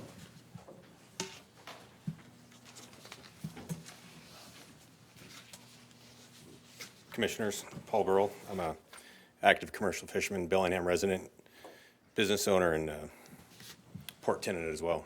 I'd like to speak today on 2 issues that were introduced during a previous commission meeting. Both issues are very different but have a common theme, which is the port's budget. The first issue is one that Commissioner Briscoe introduced concerning the use of port docks and piers. Recently, the port paid to renovate the small north and south piers in Blaine. Commissioner Briscoe suggested that we should not allow the circulation of seawater from totes to use to hold live crab directly onto the surface of the piers. This would extend the life of these rebuilt assets. I strongly agree with Commissioner Briscoe. The port should adopt a policy that does not allow this particular action. I would suggest that this be expanded to not allowing water to be continually poured on any surface behind the piers or docks as well, in order to slow the erosion of existing bulkheads, unless there is proper channeling through recessed strip drains or piping. I've been witness to the effects of water free flow over docks and bulkheads. The current tenants on the North Pier in Blaine previously used the dock and facility that my company now owns. Rot, water damage are evident in all areas where the circulation previously took place. This method of business does not only damage the piers, but also washes away the fine materials behind the bulkheads and further increases the deterioration, resulting in catastrophic damage, much like what our company experienced shortly after taking possession of our facility. That being said, I'd like to once again thank the port and staff for design and implementation of that brilliant fix that now supports the bulkhead underneath our dock. All 4 companies that currently do business in Blaine and use this method of product holding already have inside holding facilities with proper drainage that are not on docks or piers. So in my assessment, there would be minimal to no disruption of business. The second issue is regarding the proposal to change the current pay and retirement structure of the airport's fire protection services. From what I've gathered while staying involved, our airport is currently running at a significant loss. I fully understand that many public entities perform in this way for the greater good, but allocation of more funds to receive no additional services, I cannot understand. The port occasionally seems to sidestep programs that could bolster the ability to attract business and create additional income that could be saved for future needs. It would make sense to work on balancing budgets or focus on increasing revenue before committing to additional non-revenue generating expenditures. The port is faced with significant near future expenses, such as an overdue rebuild at Inner Harbor, which was just discussed. Possible expense to our runway so it can become FAA compliant, change in future needs of the GP site, keeping up with the deterioration of pre-existing infrastructure, to name a very few. I do not think it's the responsibility of the community to bear the burden of these improvements when we constantly reduce tenant rates, lease rates, build and improve existing infrastructure, only to see it sit idle. I, as a fisherman, business owner, I'm happy to support Whatcom County. My boat's crew live here. My company's employees reside here. We all love what the Port of Bellingham provides. This is personally the best harbor facility I've ever used, and I can't say enough good things about port and harbor staff. My request to the Commission tonight is that you carefully consider any decision you make today and beyond. Your constituents are every member of Whatcom County. Please make sure your decisions are for the benefit of all, not for one select group or personal gain. Thank you. Thank you for your comments. Perfect timing. You rehearsed that. He's been here before. 2 minutes, 15, 39 seconds. Our next speaker is Steve Nelson. You would, please.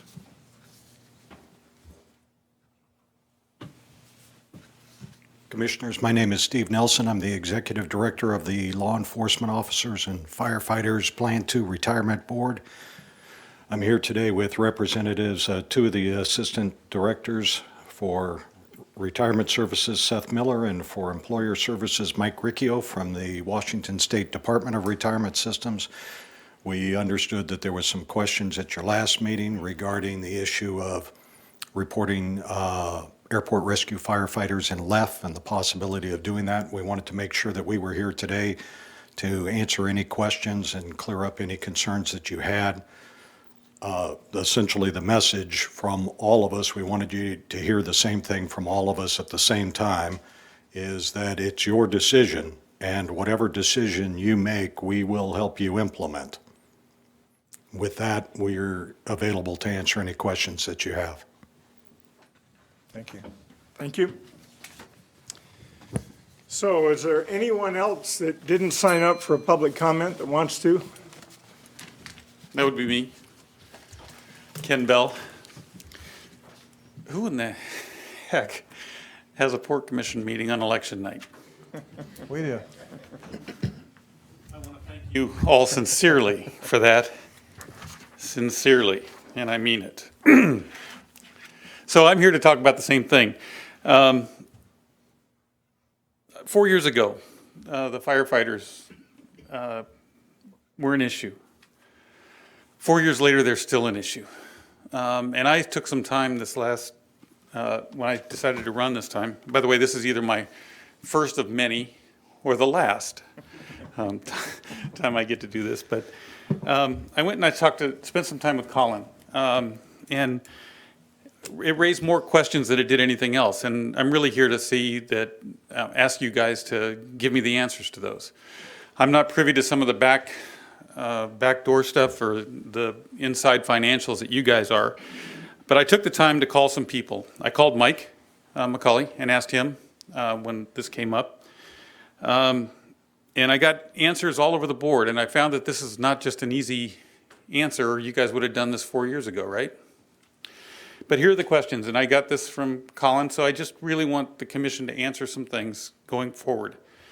The first thing that's curious to me is you guys could have done this 2 years ago. For Commissioner Culley, why are you doing this on your way out the door? It could have been done 2 years ago, and I may be the port commissioner that has to go forward with this, and it would seem to me that that discussion would have been a good one. But that's just for you, Mike. Colin told me this contract would not increase the prices, or would not reopen the contract. And I don't know the answer to that, but if it doesn't reopen the contract and it's just an issue of going into the left system, I'd take Colin at his word that this is not going to increase the price of this to the port.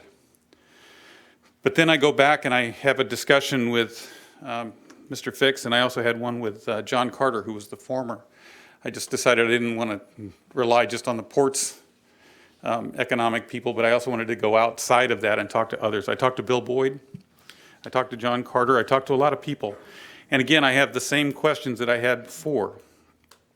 From the financial standpoint, it seems to me like this is going to cost a lot of money, and I'm not sure it brings back benefit to the port. But I also heard that it's not going to cost us money, and it's not going to change the way the port does its business. And I really want the answer to that. And it seems to me that there's a couple of things that need to be answered. Are we going to hurt our productivity? Are we going to hurt any of our services? Is it going to help our services? I want the answers to that. Oh, is there a timer on this? I Just heard it. The last thing is, Keep going. thank you for that. If you're here in January, there's no time limit, though, just so you know. And You get to sit up here. if we do this, if this is actually reopening the contract, is this the only element of the contract that you're going to renegotiate? Or do you renegotiate the whole contract at this point? Or is contract opening even a part of this? So that's one of those questions that is still unanswered for me. If you're going to work out terms and you're going to open up the contract, then now is the time to do a long-term contract and maybe solidify whatever it is we're going to do for a greater period of time. I've heard everything from the fact that this isn't going to cost us anything to up to $1.2 million, and I think John Carter was the one who threw out $1.2 million. So I want to know really, truly what that is. And really, this is the personal side of this. You guys have been dealing with this for a long time. Your staff has told you a lot of things. And I seem to think that you have a trouble trusting staff. And this is a personal thing. If you don't trust your staff and the numbers they give you or the approach that they take, as a guy who does this business for a living, why don't you fire your executive director so that you get somebody who gives you the answers you want or that you trust? To me, going forward and not trusting what you get from the people that you have to work with is a horrible way to work. And if you guys have been in distrust of the information you're getting from him or people that you have that say over, why do you keep them around, right? And it is a valid question. If they're abusing staff at the airport, which you believe they may be doing, why do you not fire the guy in charge of that? And why do you continue on with kind of an acrimonious relationship? So I may not be here going forward, but I think a lot of that stuff needs to be answered as you go forward into this. And most of them revolve around cost and services. And I can tell you this was complicated enough that I still don't get it. And I still don't know who to trust. And I want to trust somebody, so I'm hoping that you guys will be able to give me those answers.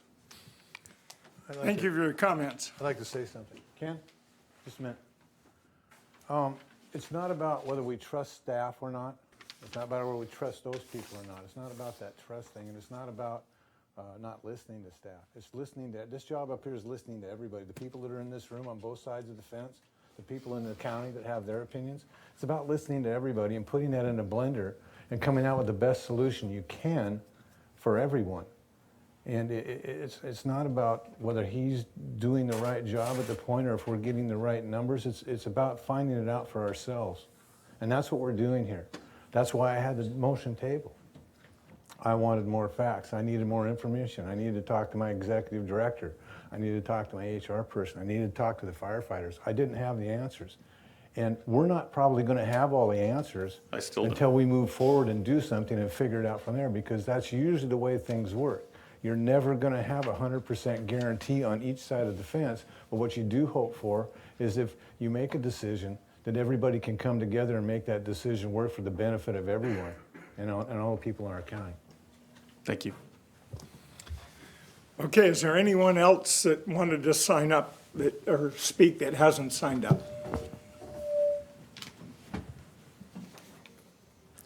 Good evening. My name is Colin Lowen. I'm one of the officers with the International Association of Firefighters Local 106. One of our units is the Airport Firefighter Group. This has been an issue in the making for 22 years. 22 years. It came about because we have a group of folks that work at the airport whose main priority, their main job responsibility, they will drop anything they're doing to respond to an aircraft emergency, an aircraft fire. They fight fire. They are firefighters.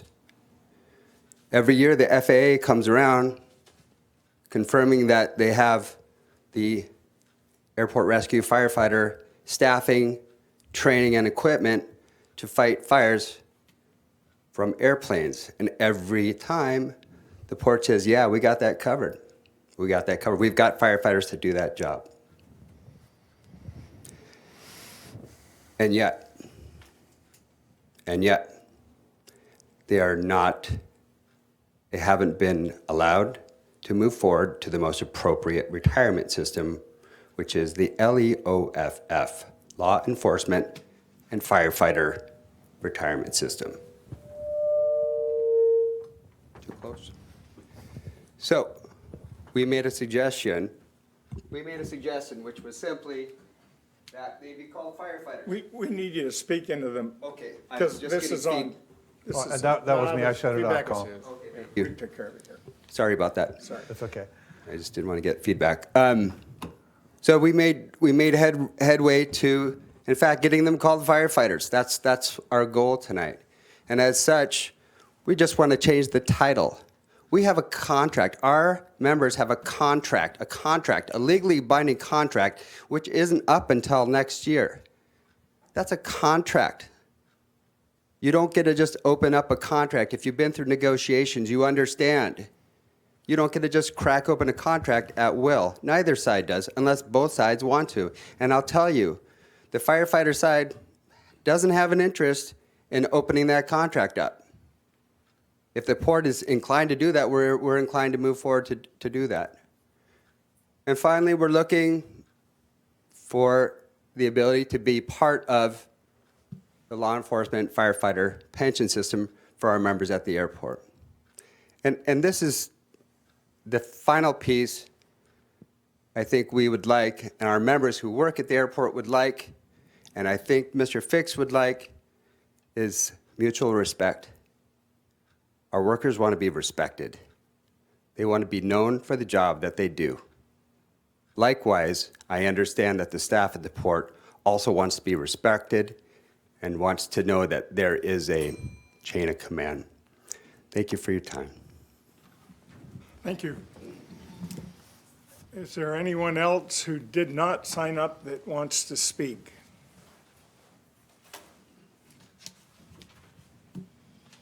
Robert Glorioso, president of Local 106, and I'll keep my comments very brief. A strong port, a fiscally responsible port, is also a strong union. Local 106 and the firefighters that work for the Port of Bellingham are not interested in impacting the bottom line or taking something away from the airport. We recognize that there are budgetary constraints. We recognize that the port has a duty to its citizens to ensure that we're being fiscally responsible. This, what you folks will be deciding today, is important to the firefighters to recognize the job that they do, to recognize that a good labor management relationship is important. Statistics show that good labor management relationships increase productivity. There's an old saying that says, management gets the union that it deserves. And I wholeheartedly believe that. A good labor and management relationship, one with mutual respect, increases productivity, increases morale, and functions smoothly. a strong port is a strong union, and a strong union is a strong port. Thank you. Thank you for your comments. Is there anyone else who didn't sign up want to make a comment at this time? Okay, thank you. So we will move to our action item number 4, if you will, please, Diane. On the subject of aircraft, rescue, firefighting, or ARF, the Public Employees Retirement System, or PERS, and Law Enforcement Officers Retirement System, or LEF. Commissioner McCauley made the following motion on October 17, 2017. Motion to change Airport Operations Specialist position title to Airport Rescue Firefighters 1 and 2. Airport Operations Specialist 3 to supervise Airport Rescue Firefighters 1 and 2 and respond as a member of the ARF response team, and shift those personnel assigned and trained ARF duties from the PERS retirement system to the LEF retirement system. Okay, thank you. Gentlemen, any questions, comments? It's Commissioner McCauley's motion. I defer to him for first questions. I don't have any additional things to add to this since the last time. Obviously, I'll be voting in favor of supporting this. There were some questions that were raised regarding confusion with I think, just the left system and then the wording. So if there, I believe the questions were from Commissioner Briscoe and Commissioner Robbins, but there was Mr. Bell, you made a point a moment ago, and I do want to address that. Why now? I asked the leadership of the 106 the exact same question, why now?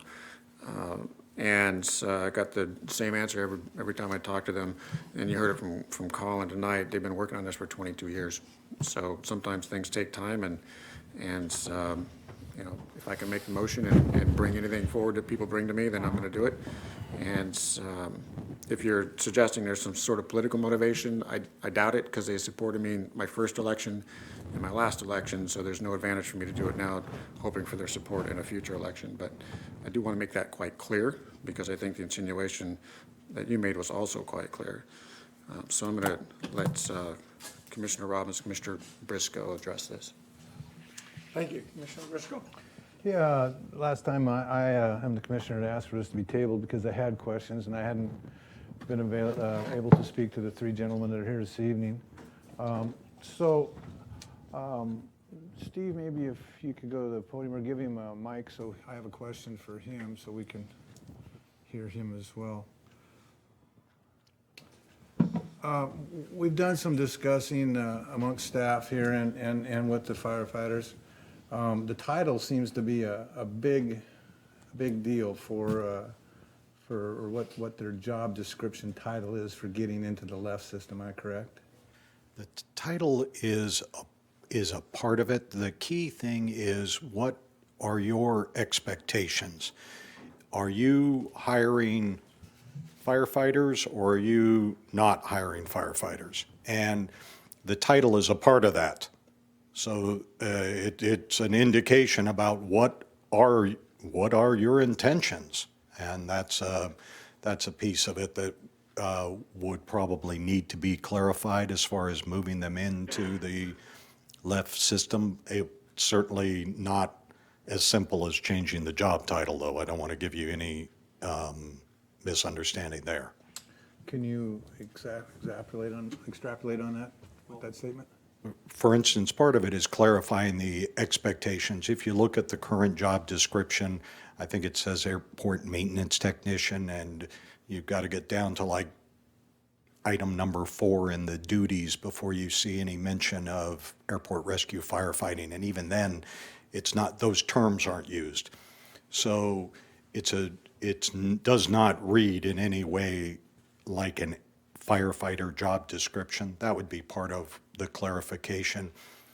That primary expectation, but if it's your intention, getting back to where I started earlier, if it's your intention to move these people into LEF, we've got airport rescue firefighters all around the state that are being reported in LEF.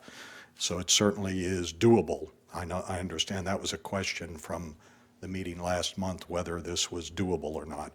It is doable, and it is something that the Department of Retirement Systems and the Left Plan 2 Retirement Board can assist you in if that's your will. And you gentlemen concur with this? Yeah, can I just make one Yeah, you point bet. of clarification? It's not the responsibility of. Can you state your name for Yeah, the record, please? Sorry, I like to not be on the record. Well, you are now. Yeah, my name is Seth Miller. I'm an assistant director for the Retirement Services Division. It's not the department's position to dictate to an employer on the type of position they create or how they staff their positions.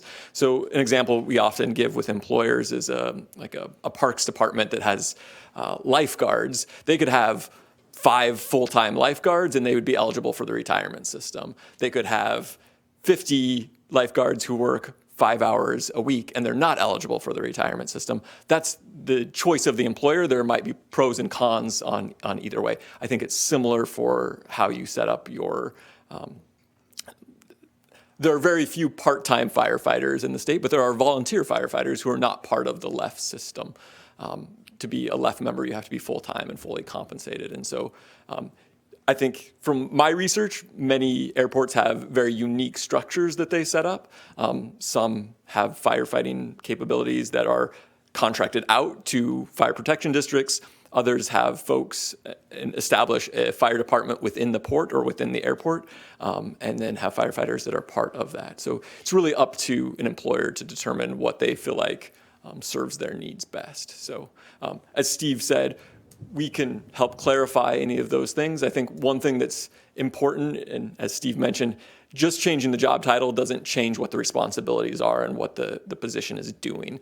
And the department has previously provided, over 20 years ago, that as the job duties are currently assigned, this is not a LEF eligible position. However, if things were rearranged or shifts were changed, possibly could become LEF eligible, and the department would need to review that and make a determination. Just because a motion is made doesn't mean that the department cedes its authority in that determination. So I appreciate you pointing it out. I think when I brought this up 2 weeks ago, I said, we need to move this forward so we can ask you folks this question. So that's all we're doing. If they say no, because it's not eligible, then they say no. But if we don't ask with an official ask, then they don't have an opportunity to answer.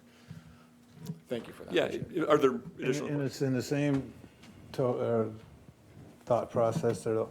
So what I'm hearing is we would have to basically change words around of our job description, and they are first, and at least in my mind, they're first and foremost firefighters. I mean, if there's a fire, as Colin stated, you drop it, you go to the fire. That's their number one priority, if that's to go on there. And then they have secondary priorities, which may take more time than the first priority, hopefully, because we don't want any fires. But so what I'm hearing from both of you gentlemen is what would stop it from moving forward in the LEF system now is the way the job description is written.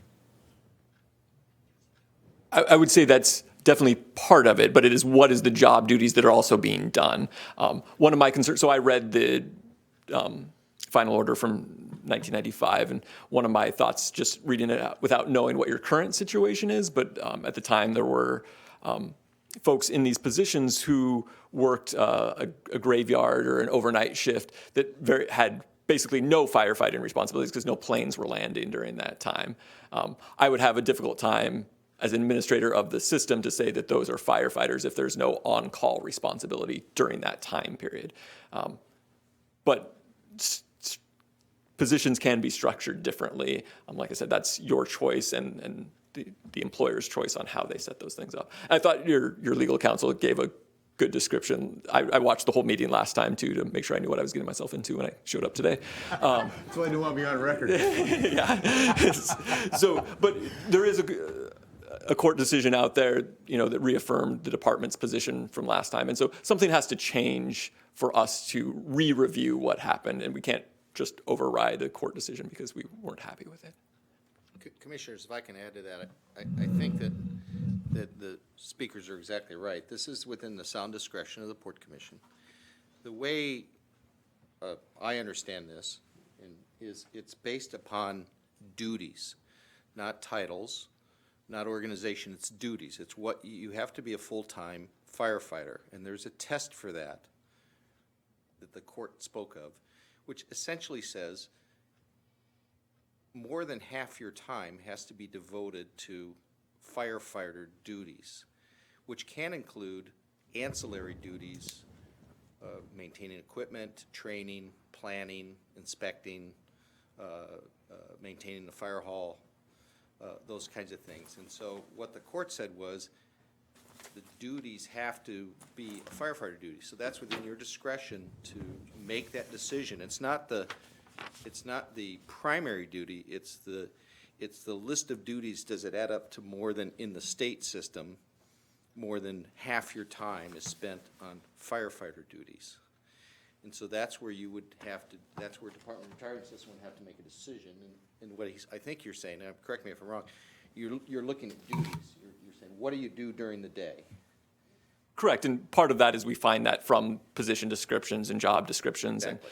and what the employer and employees clarify to us, so, yeah. Right, and so it's a matter of you can change titles, certainly, that's not a contract reopener, you can change titles if you'd like, but then when it goes to DRS, the Department of Retirement Systems, you know, I agree with everybody, if you want to make that happen, that's in your discretion, you can do that.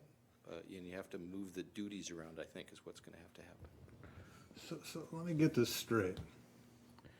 We're required to have firefighters at the airport in case there's a fire. Correct. On the airplane. Okay, and if we don't have enough fires, that it creates enough time for them to be doing that, then they're not gonna be classified or get into left, because we've got them doing something else, we're waiting for a major accident to happen that we don't want to happen.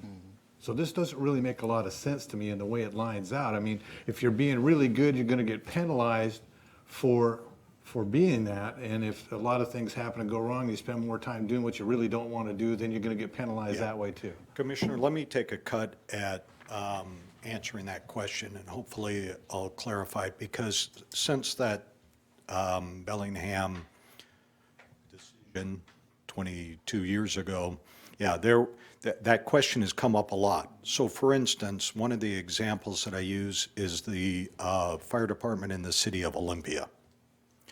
What would happen if there was not a single fire in the entire city of Olympia for an entire month? None. Would the Department of Retirement Systems kick all the firefighters out of LEF? No. What if we had 6 months and there were no fires? What if we had a golden year and for an entire year there wasn't a single structure fire in the city of Olympia? Would the Department of Retirement Systems come back and kick the firefighters out of LEF? No. It's not a pure look back. This is Steve's opinion, but not just a pure look back in terms of what did you do, how many fires did you put out during.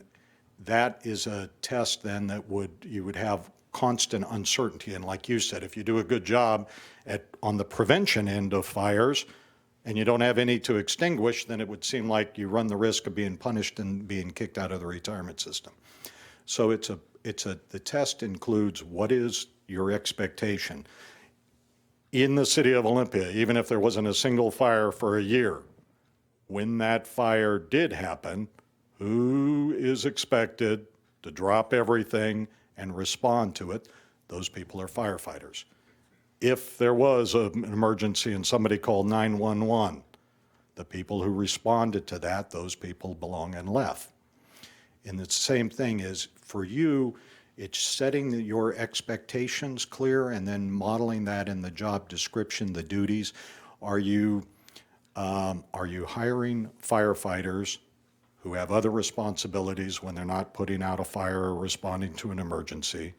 Or are you hiring part-time maintenance workers so that you can check a box to the FAA that included amongst their duties are being on call for an emergency?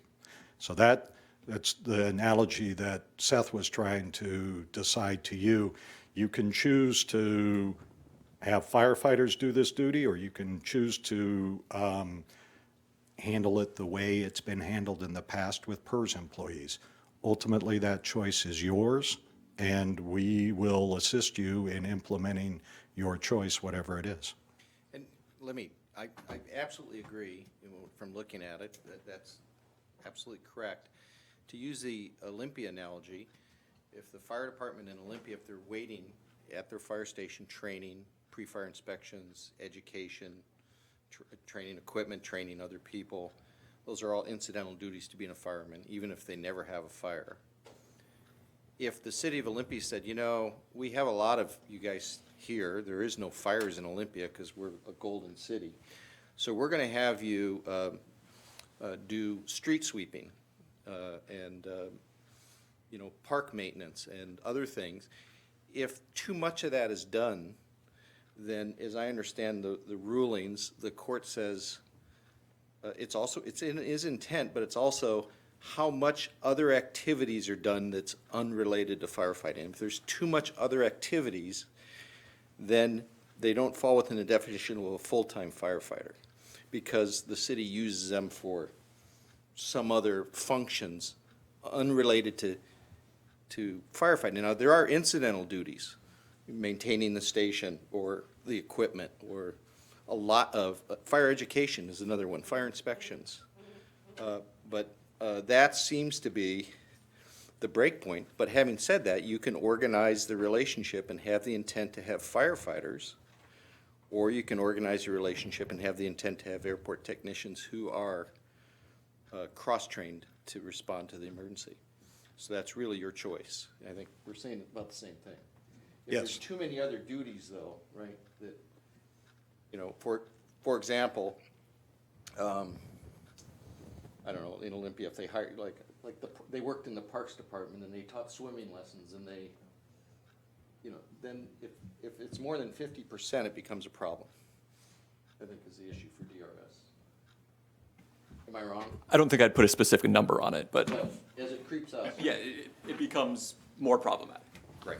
So who decides this number? Who looks at this and says, hey, you know, is it 50 or 40 or 30? Ultimately, it'll be the Department of Retirement Systems that'll review your job description, your duties, and determine whether that's a left eligible position or not. In the 1999 case, the Department of Retirement Systems determined that 40% of what the Port of Bellingham employees did was firefighter-related duties. And remember, you have to have not only fighting fires, but preparing to fight fires and incidental duties around the fire station. Frank, what year was that? 1999. Well, I'm sorry, the decision was in 99 from the Court of Appeals, so it might have been in 1998 or something. But in any event, the Department of Retirement Systems at that time said that's not enough to be a full-time firefighter. And that was upheld by the Court of Appeals, by Division 2 of the Court of Appeals. So what I'm telling you, it's your discretion, because that's been 20 years ago, and lots of things can change in the law in 20 years. So if you want to get there from here, you can. That's agreeing with my colleague there. Steve, if I can, Seth, is Seth, right? Yes. If you could answer this, does the state of Washington follow the federal regulations under the Fair Labor Standards Act? Or do you write your To be own? more specific, what do you mean by which regulations under the Fair Labor? Any of them or all of them, or do you pick and choose which of the FLSA rules you follow? State has to follow, or you have to follow the Yeah. Fair Labor Standards Act. Interestingly, the exemption that would not apply here, but the exemption that allows employers to not pay overtime as quickly is frequently called Exemption 7K.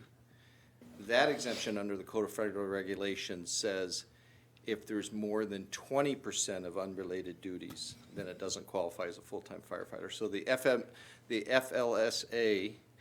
is more restrictive in their definition than the state of Washington is, essentially. But that's a kind of unrelated issue. They still can be firefighters if you want them to. That's a different issue, really. Yes.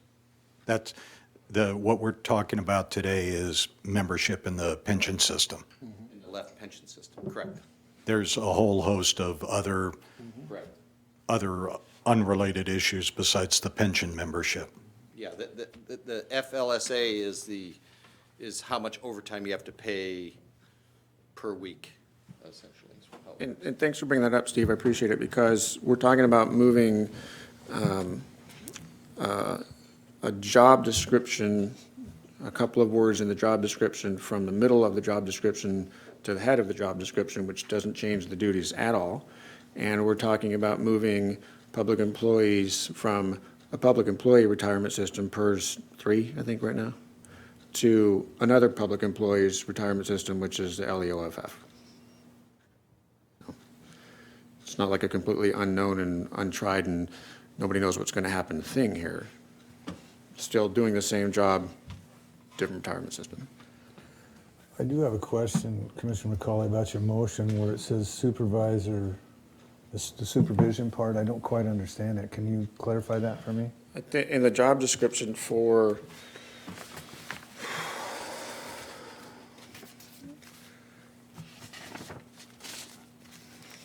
yes, I think I can. In the job descriptions for the positions, we have, you're going to have to jump in and help me on this one, maybe, Elizabeth. So we have operations specialists, and Steve, I think you mentioned them as maintenance people, but I believe we call them operations. Thank you. That's okay. You didn't, seriously, I'm not picking on you at all. So we've got the ones and the twos, and we've got specialist 3. And the specialist 3 is, does what the ones and twos do, but also is the lead for the ones and twos. Is it too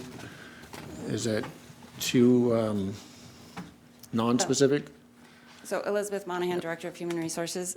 Your question is, what are the duties for the level 3? Yeah.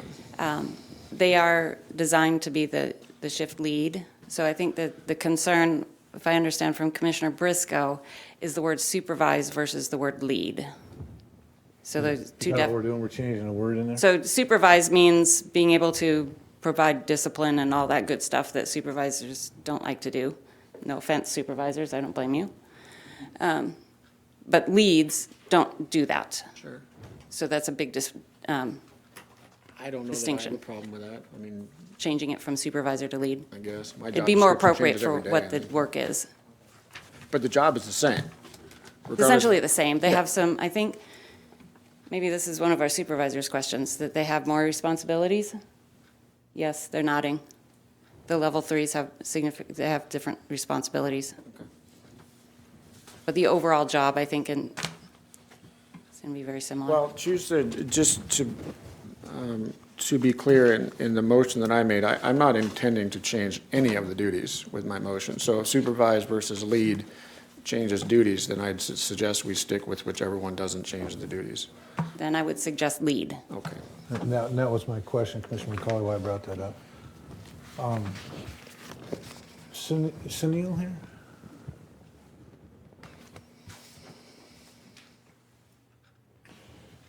Good afternoon, Commissioner. Sunil Harman, Director of Aviation.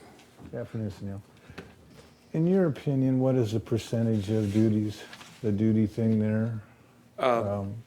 Commissioner, I presented to you our assessment of, let's understand, first of all, what we're talking about. It's crucial that they respond to fire immediately. That's absolutely an essential function of their job.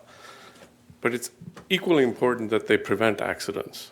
So they act as the port's agents in ensuring safety. If you look at the philosophy of airport operations has morphed from ensuring safe operating services, and then since 9/11 to ensuring safety. So they actually monitor cameras. They actually monitor points of entry. They ensure that the type of incidences that they would be responding to are minimized. So I think that's equally important to responding to an accident.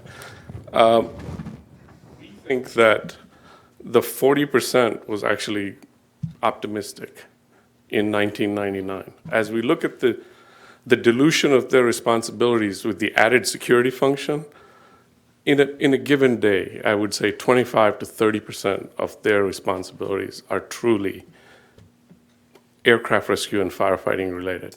I'm hesitant to say firefighter simply because the port, when it calls an individual a firefighter, gives the assumption that that person is trained to perform the duties that somebody in the community would expect from a firefighter. Our operations personnel are trained in a very specific area of firefighting, aircraft firefighting. They have 40 hours of training. Under Washington's own recommendations for a firefighter, I laid out for you a 600-hour training program to be acknowledged as a firefighter. So that's a concern for us. It's a liability. If we have an accident on the airport roadway, are our personnel the first ones to respond to that as firefighters? Absolutely not. We have a mutual aid agreement, about $130,000 a year, with the district to respond to those sorts of things because they're EMT certified. We'd be hesitant to have our people intercede in a medical emergency. They're not firefighters. Can they be firefighters? Absolutely. There's a cost to train them and bring them to that level. And that's why I think this decision is a departure from the way things have been done at the port to where for 35 years I've developed, operated, and managed airports. There are different branches. Airport operations is distinctly different from aircraft rescue firefighting. And when you have aircraft rescue firefighting, those are full-fledged firefighters. Under the National Fire Protection Administration's definition of a firefighter, NFPA, in their title, is preventing fires, inspections, training, equipment, and then responding to fires. So we look at NFPA guidance, and it's pretty specific. Whether you talk about opening up this contract today or a year from now, eventually you're on that path. Because from an operations standpoint, we're going to rely on operational personnel to perform those inspection duties, those security duties that are as essential as responding to aircraft incidences and fires. Okay, along that lines, my wife has always told me I think a little bit differently than most other people, or maybe I do, I'm not sure. But it would seem to me that if these gentlemen weren't out there looking for debris, weren't watching those cameras, trying to stop a crash that would create a fire, the crash would create a fire. So everything these gentlemen do during the day in regards to that is to prevent a fire. To ensure safety of aircraft And operations. to prevent a fire that would happen if the plane crashed. So would that not be assumed that that's part of preventing the fire? Yes. Yeah, so in that part of that time that we're saying they're not doing anything for firefighting, in my mind, they're doing everything for firefighting. It's fire prevention at that point. It's not just going out, sweeping the runway, watching the surveillance camera. In my mind, they're preventing an accident and a fire from happening, so therefore it becomes part of their firefighting time. Would that not be a correct way to look at it? I just mentioned to you, I'm not disagreeing with you, No, Commissioner. I I'm was saying asking for your prevention opinion. is as important as reaction. So what I was getting to is what they are doing under the operations list now, in my mind, is actually part of their fire duties. It is, but when we look at the totality of the operating day, I don't know what it was in 1999. The airport wasn't always a commercial service airport. Right. When you don't have commercial operations, you don't need ARF functions. It has evolved from operations agents to becoming ARF agents and operations personnel. Our request was, we have no objection to calling them firefighters. The title should contain firefighter and operations specialist, because from a recruitment standpoint, and I brought this up last time, four of our supervisors, 3 of the 4 have risen from the ranks. It is very difficult to recruit people when you advertise for airport firefighter. These are graduate and undergraduate degrees in airport management. They didn't come on to become firefighters. They came to learn how to manage airports. So let me ask, so our folks right now, our operations specialists, they don't plan to become firefighters in the future. They plan to become airport operators. Or remain with the status quo. I would say that the recent hires that we have had have the motivation, the undergraduate education, the graduate degrees, to eventually manage departments in airports. They don't want to remain as operations people for the rest of their careers. But then there are people here that have been here 20, 30 years that are satisfied with the position that they're in, and that's fine too. The point is that whatever decision you make today is going to have consequences down the road. And I tried to lay out those consequences for you. You are looking at a profound split, but it's not unlike any other airport. This is done at every single other airport. You will eventually get to a point where you will have ARF personnel and you'll have operations personnel. That's inevitable, I think. And isn't that the time that it should take place? Well, then there are the cost implications of, do we train them as firefighters or do we just call them firefighters? If you want to train them as firefighters, yes, there's serious cost implications because there's overtime and the expense of training. It's not 40 hours, it's 600 hours. Hang on one second, Sunil. I don't want to get in an argument with you because I have a great deal of respect for you and I appreciate what you do for us, but you've mentioned many times that to be called firefighters, that they need 600 hours of training. But everything you were referencing there, though, is if they're going to go fight structural fires. That's not required for the airport rescue and firefighting duties. No, That's just, they're simply first responders. exactly. And we're not asking them to do those things. So, so there's no cost to the Port of Bellingham for them to do those things and get trained if they're not in their job description to do. Unless you want them to be trained in accordance with state or which is federal. not part of my motion. Yeah. I'm not asking for that. So, but I appreciate you mentioning it. Thank you. Thank you, Sunil. I appreciate what you do for the airport. Did Elizabeth have, I have a question, Elizabeth. When's the contract up, the existing contract? The existing contract expires December 31 next year, 2018. Okay, thank you. I'm glad to hear that did you have anything else? I'm sorry. No, go ahead. I'm still thinking. Okay. I'm glad to hear that you don't feel we're opening the contract up because if we have a loss at the airport now, if we came to our ops specialist and asked him to take a cut and pay or a haircut in some way because we're losing money, you would not want to open the contract, and rightfully so. I wouldn't blame you for not doing it. There's an agreement in place now between labor and management that expires in December of 18. I think we should consider waiting until that particular time to go over this.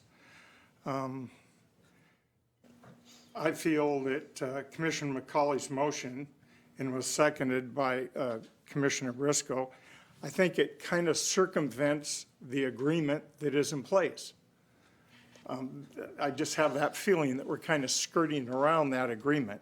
I want to thank you, Commissioner Briscoe, for taking the time to postpone this for the 2 or 3 weeks that it was, so we did have time to examine it, because I learned a lot during that period of time. I never feel it's appropriate for a commissioner to go around our staff, and I would never do that or recommend that we do it.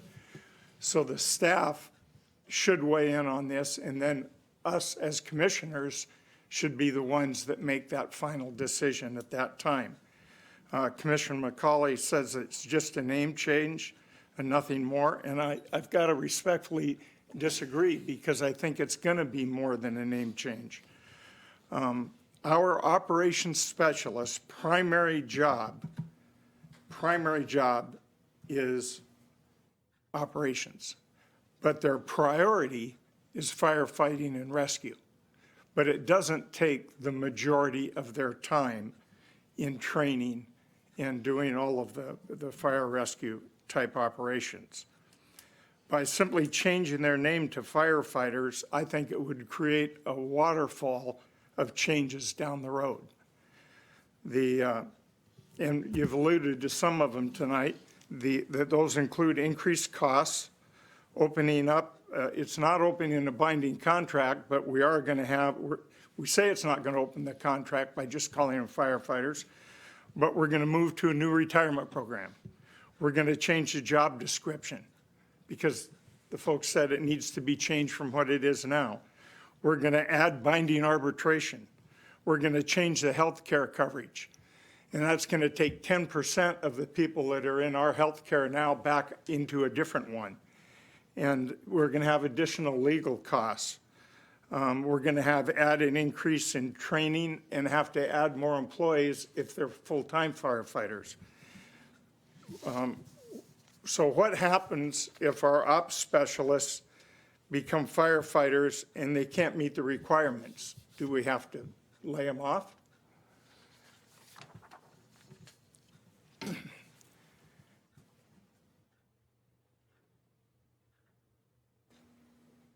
I feel that this should be postponed and brought up during the negotiations leading up to December of 18. Part of the and we can start that process in January, but I just don't think it's a matter of just changing a name. I think that starts a cascade of changes.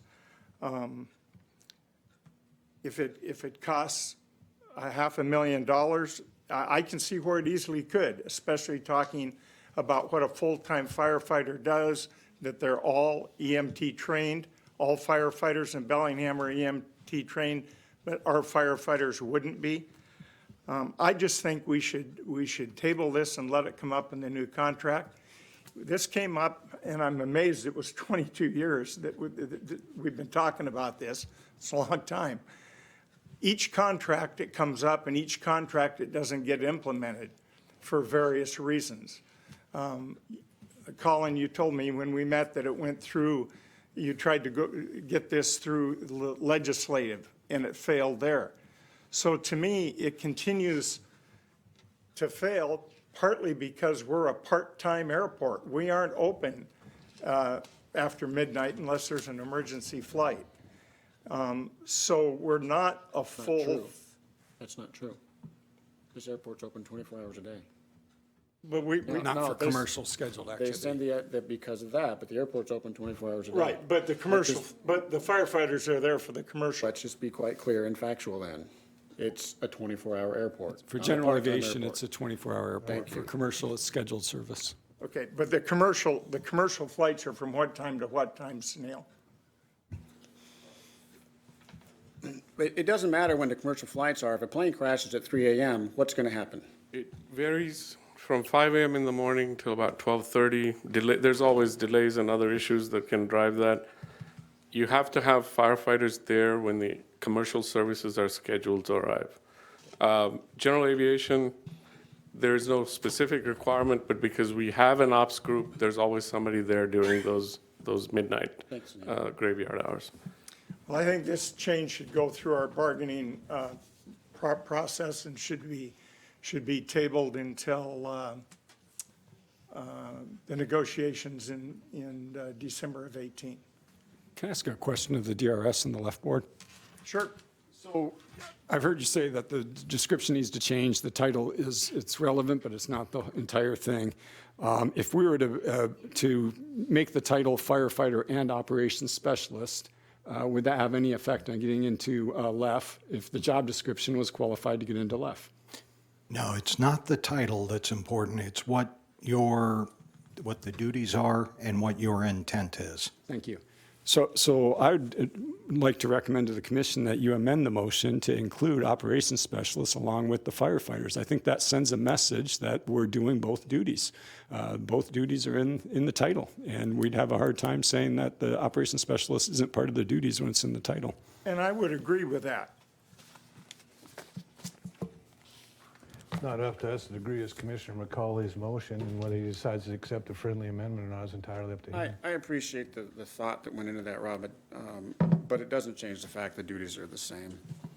I mean, if there's a challenge with recruiting people to work at the Bellingham International Airport over this, then I think it can be looked at in the future to see if that is hindering recruiting, because it's the title of the job description is wrong, but the job remains the same regardless of the titles. But the title does give us some assurances that those duties are important and part of this contract. So with all due respect to the commissioner's motion, it can easily be voted down and a new motion can be put forth, and I could write that here on the fly. We've already done that once tonight, getting quite good at it.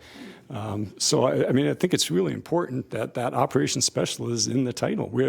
I've said this earlier, the firefighter doesn't bother me. It's getting rid of the operation duties that bothers me. So if we can put that in there, that gives us some assurance that it's important. One question I'd like to ask my fellow commissioners is, if we vote for this now and it takes 2 commissioners to vote yes, down the road, can 2 commissioners vote to change it back? 2 commissioners do whatever they want. Well, no, because it'll be, I mean, I don't, first of all, I don't understand how we do this outside of the contract. Maybe Elizabeth knows, but if we're changing job descriptions, that's in the contract, right? Are we not opening up the contract there? So That's that slippery slope I keep talking about, but Right. we're gonna change it. So 2 commissioners can't change something that 2 parties have agreed to in a contract, right? The other party has to agree to it as well. But Commissioner McCauley and Colin have both said that we're not opening the contract. I have never said we're not opening the contract. Oh, okay. I thought you That's said up it to was that's just, up to the 2 parties whether we open the contract. I I'd thought like it to was say a just couple a- things. I agree and disagree with Commissioner Robbins. You know, it continues to fail because nobody steps forward and tries to make it work.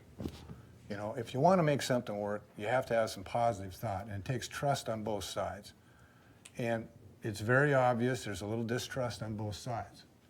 I get that. But nothing's ever going to change, nothing's ever going to work if you don't change it and you don't make it work. Now, I've got a little bit of faith in my fellow human beings that what they say they're going to do, they're going to do. And times come to this, you have to make a decision. And I don't believe that sitting and doing nothing for another year or 8 months or 6 months is the right thing to do. We've been working at this, they've been working at this for 22 years. I understand, just a minute, I dropped myself. I understand the apprehensiveness on our staff side. I get it. It's another hurdle. It's unknown. That's the biggest fear, is the unknown. We don't probably know where this is going to take us in the future, whether we're going to end up with 2 departments or we're not going to end up with 2 departments. Hopefully we don't. We've had discussions with the firefighters. We've had discussions with staff. I mean, I think there's some other directions we'd like to go that we don't need to discuss tonight that is going to, will be better for both the firefighters and the port in the long run. So I'm not adverse to change. I'm not adverse to taking a chance. That's how you learn whether it's going to work or not. But sitting and doing nothing, to me, is not an answer to the problem.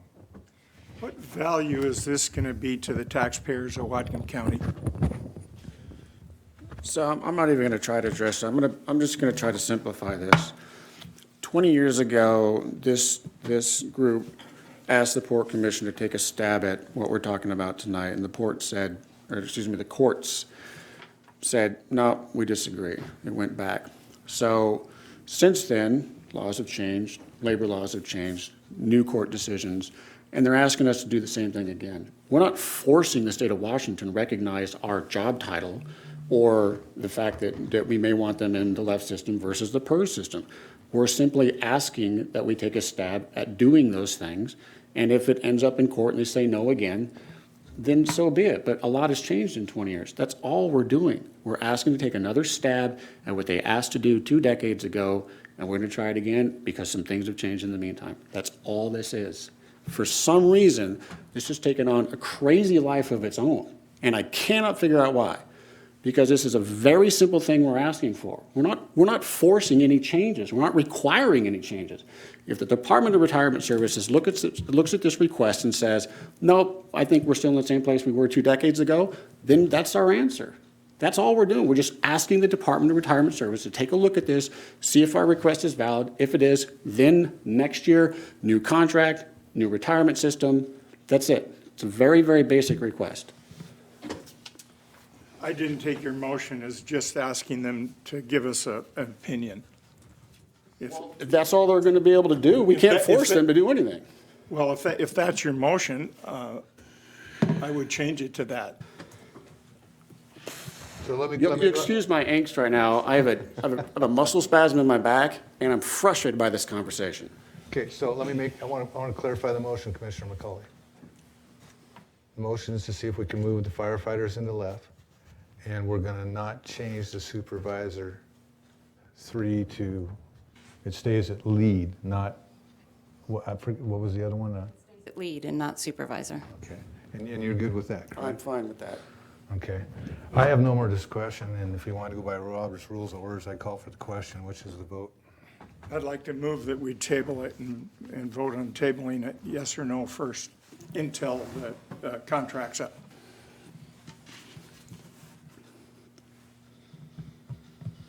I'm not in favor of that. Okay? Not delaying this anymore. So we have a motion in front of us. Any more discussion?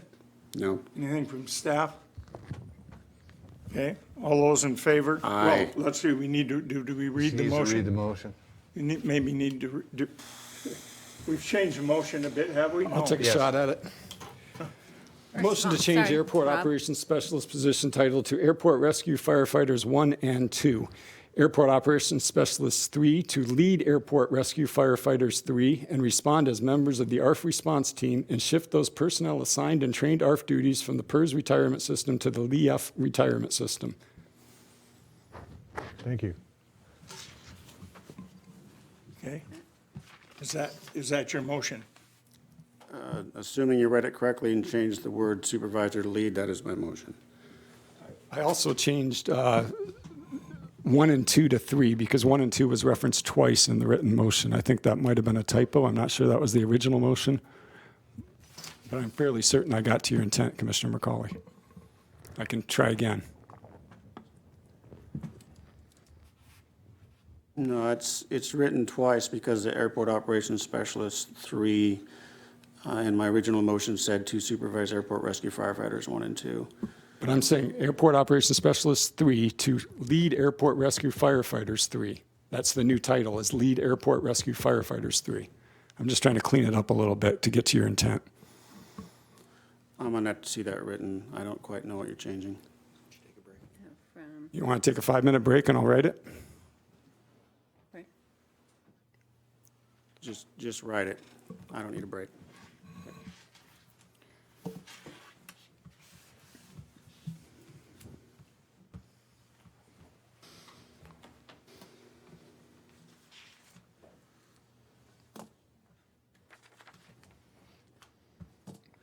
Actually, let's take a 5-minute break because I need to go to the little room. Okay, we'll take a recess for 5 minutes.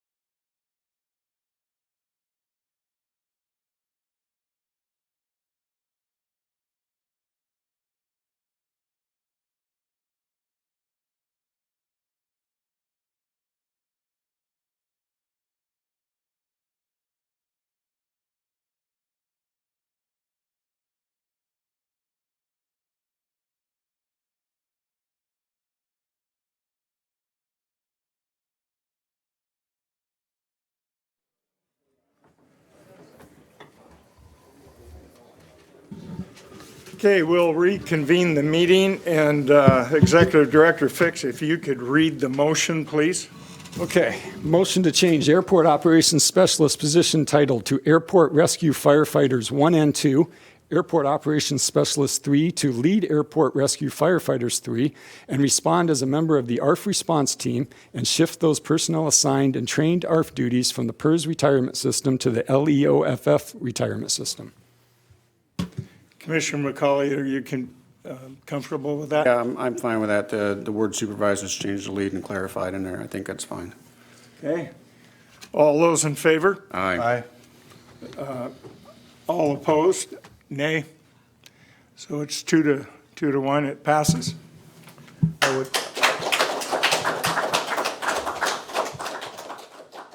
I would ask the firefighters of Whatcom County to work positively with the staff of the Port of Bellingham for a positive and beneficial outcome for all the people of Whatcom County, because that's who is involved in this decision tonight.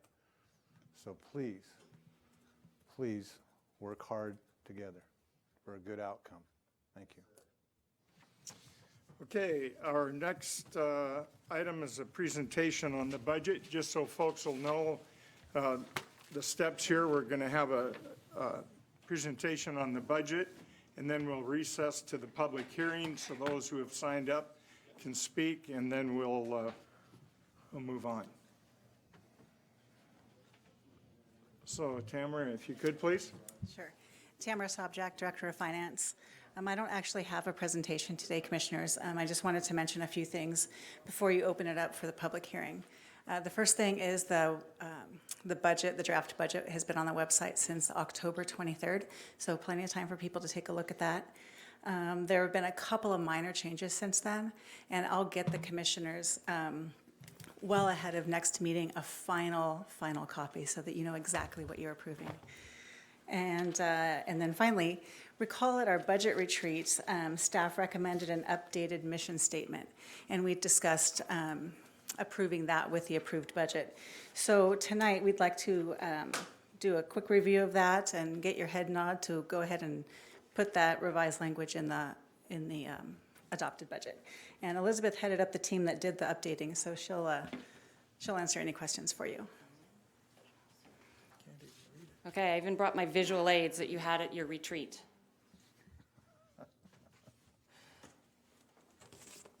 That's for Mission.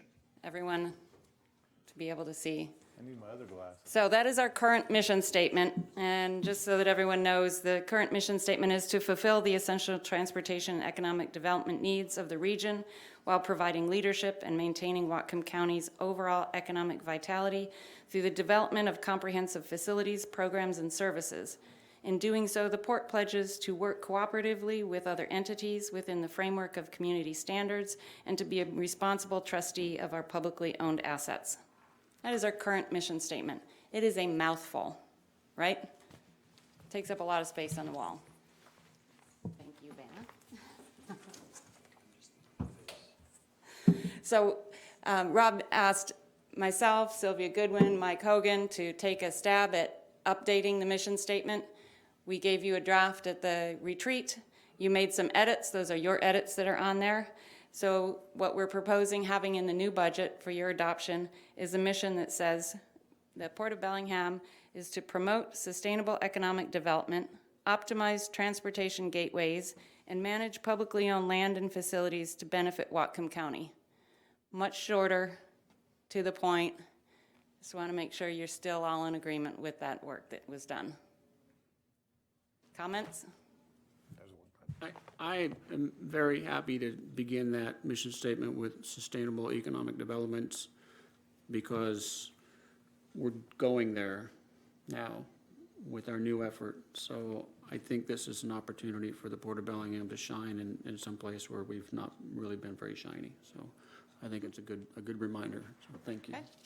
All right, so you'll see that in the narrative of the budget, right? Yeah. Okay. Thank you. So if you'll just, you want to open it up for public hearing, that would be great, and I'll be here for any questions. Okay, we will recess the public meeting, and we will open the public hearing on the 2018 strategic budget. And the first, for the public hearing, folks that have signed up, Jeff Middock.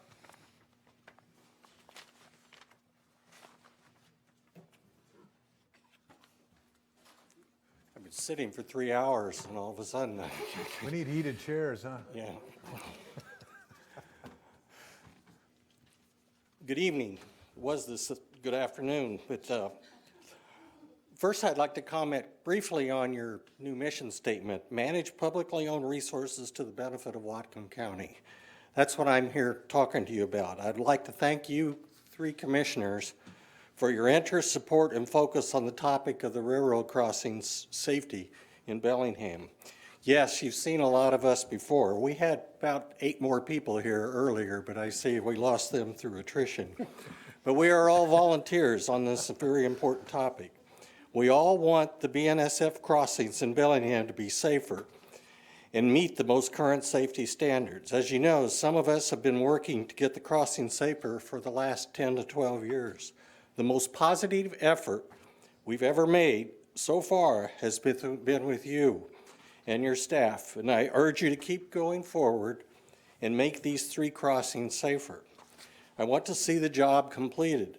I want the port in the 2018 strategic budget to allocate full funding to all 3 of the port's crossings so we can finish the job. Please consider these 4 points. Don't kick the can down the road to another strategic budget year. Please allocate it full funding to all 3 crossings. And if the DOT grant does not come through, please allocate the necessary funds to complete the Harris Crossing in 2018. Don't leave this important work incomplete. 2, continue to work openly and transparently with the community and what your plans are for finishing the job. We are pleased with your support and transparency to date, and we just want to see the job finish. The process involving upgrading the safety of the crossings is complicated. Yes, BNSF owns the tracks on their right-of-way, but the port and the community own the road that many of us use daily. We want the crossings to be cost-effectively upgraded to modern federally mandated safety standards. We are concerned about the health, safety, and welfare for the entire community. Investment in these crossings to make them safer is an investment in risk prevention. Let's finish the job. Thank you. Thank you, Jeff. Our next speaker is Jane Bright.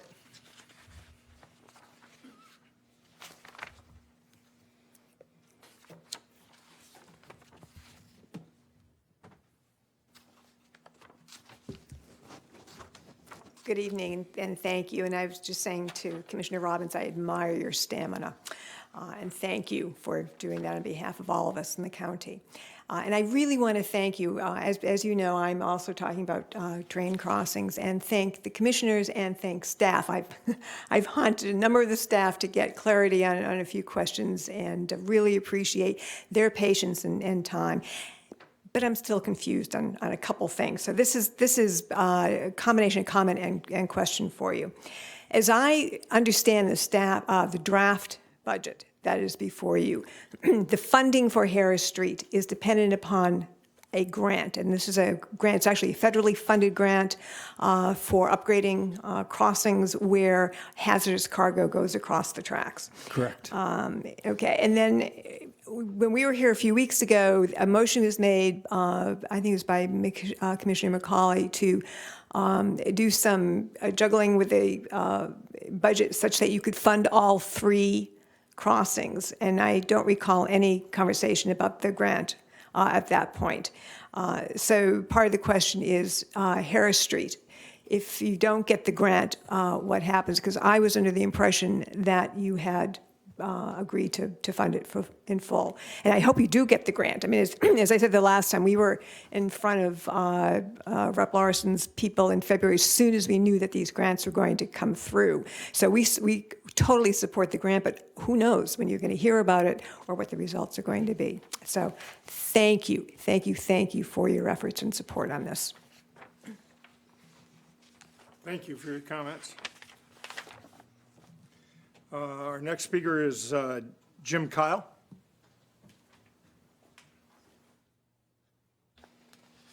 Jim Kyle, Vice President of the Working Waterfront Coalition.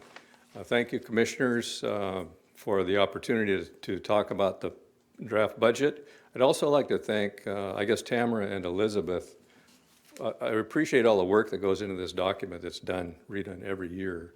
And it's especially, there's more time, it's much easier to review it and comment this year, and that's because of the way the timing was set up. Thank you for that. I have this is really minor, probably more in the form of a typo, but I think it's important to acknowledge this. And it involves a new objective for the Marina Division, and it's on page 25 of the narrative, and it concerns web lockers. And so what I've done, where it says new for 2018, and it's number 5, and I've stripped out the language that's unrelated to the web locker situation. And when I do, it reads like this. The new objective would be to review web locker fees to ensure they are at market rate. And I don't think, I'm pretty sure whoever wrote this didn't mean to create a new policy, because there's a history here which I could go into. I don't think it's necessary, but the web locker rates are purposely and significantly underneath the market rate. So I just think there needs to be a semantic change there to make that right. I'd be glad to answer questions about the history, but I think you know it. And it's been a long meeting, so I'll leave it at that. Hey, Jim, clarifying question for you. When you're talking about market rate, are you talking about like as compared to storage units, or are you talking about as compared to other web lockers and fishing? No, I'm talking about uptown storage units. Yeah. And that discussion was part of the moorage model discussion 4 years ago. I remember it well. Thanks for the clarification. All right, thank you. Okay, let's see. Our next, thank you, Jim. Our next speaker is Gene Shannon.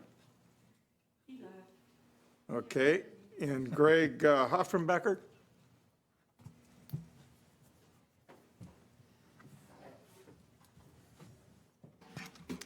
Thank you. I've got a quick 3-minute PowerPoint. I hope we can get it in 3 minutes. That's okay, that's our attention span, so if it goes past that, we won't get it in there. Thank you. Greg Hoffenbacher, my wife and I live on South Hill in the South Hill neighborhood. I'm also the South Hill representative to the Mayor's Neighborhood Advisory Commission. And the number one neighborhood issue in our neighborhood has been railroad safety and community health for the last few years. So we strongly support the 2018 capital project to upgrade the railroad crossings at Harris Avenue and the Ferry Access Road, as well as the private crossing. Railroad safety infrastructure in Fairhaven has not kept pace with changes in our community and changes in the railroad industry. Railroad industry has changed. As we know, by law, the horns are a lot louder. The horns have to blow 4 times at every crossing, day and night.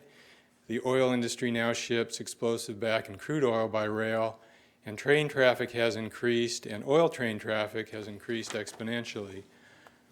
Our community has also changed. There's a lot more development, and there's a lot more people living, working, visiting, and recreating close to the tracks.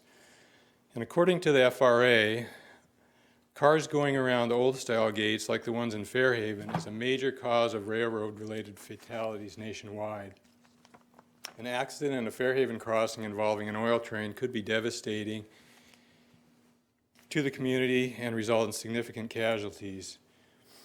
This is a map of Fairhaven, as you recognize. There's a lot of houses on that map. There's a lot of condominiums, apartments. There's the ferry terminal. There's Marine Park. There's restaurants, businesses. And this is the same map overlaid with what's known as a blast zone. Half-mile corridor on each side of the railroad tracks is, the Department of Transportation calls it an evacuation zone if an oil train gets in an accident. It's a blast zone if that oil train blows up. So as you can see, a lot of those homes, a lot of those businesses, a lot of those restaurants, grocery store, school, library, they're all in there. 2 more slides. Our neighborhood strongly supports upgrading the railroad crossing. If the port doesn't receive the grant, as others have mentioned, we strongly support using reserve funds to get this vital project done in 2018. Let's get it done. We've been working on it for quite a while. I want to personally thank Commissioners McCauley, Briscoe, and Robbins, Director Fix, and the entire Port of Bellingham staff for taking this issue seriously. We really appreciate it, and we know this isn't an issue caused by the port, but the port is the only one that can fix it, so thank you for stepping up to that responsibility.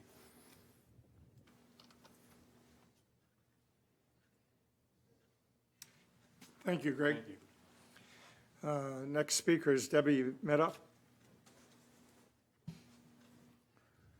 Hi, my name's Debbie Middall. I live on South Hill. And public health and safety is a responsibility of public officials. And I'm glad to see that all 3 of our port commissioners have agreed that public safety is important enough to fund the 3 railroad crossings on port lands. I sincerely hope that funding for Harris Crossing is not dependent on a grant. On June 3rd, 2016, there was a derailment in the Columbia Gorge. March 10th, 2015, 21 cars of a 105-car Burlington Northern Santa Fe train hauling back an oil derailed 3 miles outside of Galena, Illinois. March 17th, 2015, 94-car Canadian National Railway crude oil train derailed 3 miles outside Gowama, Ontario, Canada. The fire destroyed a bridge. February 16th, 2015, 109-car CSX oil train derailed and caught fire near Mount Carbon, West Virginia. It leaked oil into the Kanawha River and burned a house to the ground. The fire lasted a week. February 14th, 2015, a 100-car Canadian National Railroad train hauling crude oil and petroleum distillates derailed on a remote section of Ontario, Canada, and burned for days. April 30th, 2014, 15 cars of an oil train derailed in Lynchburg, Virginia, near a restaurant and pedestrian waterfront, causing a fire and sending 30,000 gallons of oil into the James River. January 7th, 2014, a 122-car Canadian National Railroad train derailed in New Brunswick, Canada. There was an explosion creating fires that burned for days. December 30th, 2013, a collision of about a mile of Castleton, North Dakota, caused an intense fire. November 8th, 2013, an oil train from North Dakota derailed and exploded near Aliceville, Alabama. 750,000 gallons of oil spilled from 26 tanker cars. July 5th, 2013, in Maclamac, Quebec, a train that was unattended became a runaway train and derailed, catching fire. Killed were 47 people and 30 buildings were destroyed. The oil was from the Bakken region.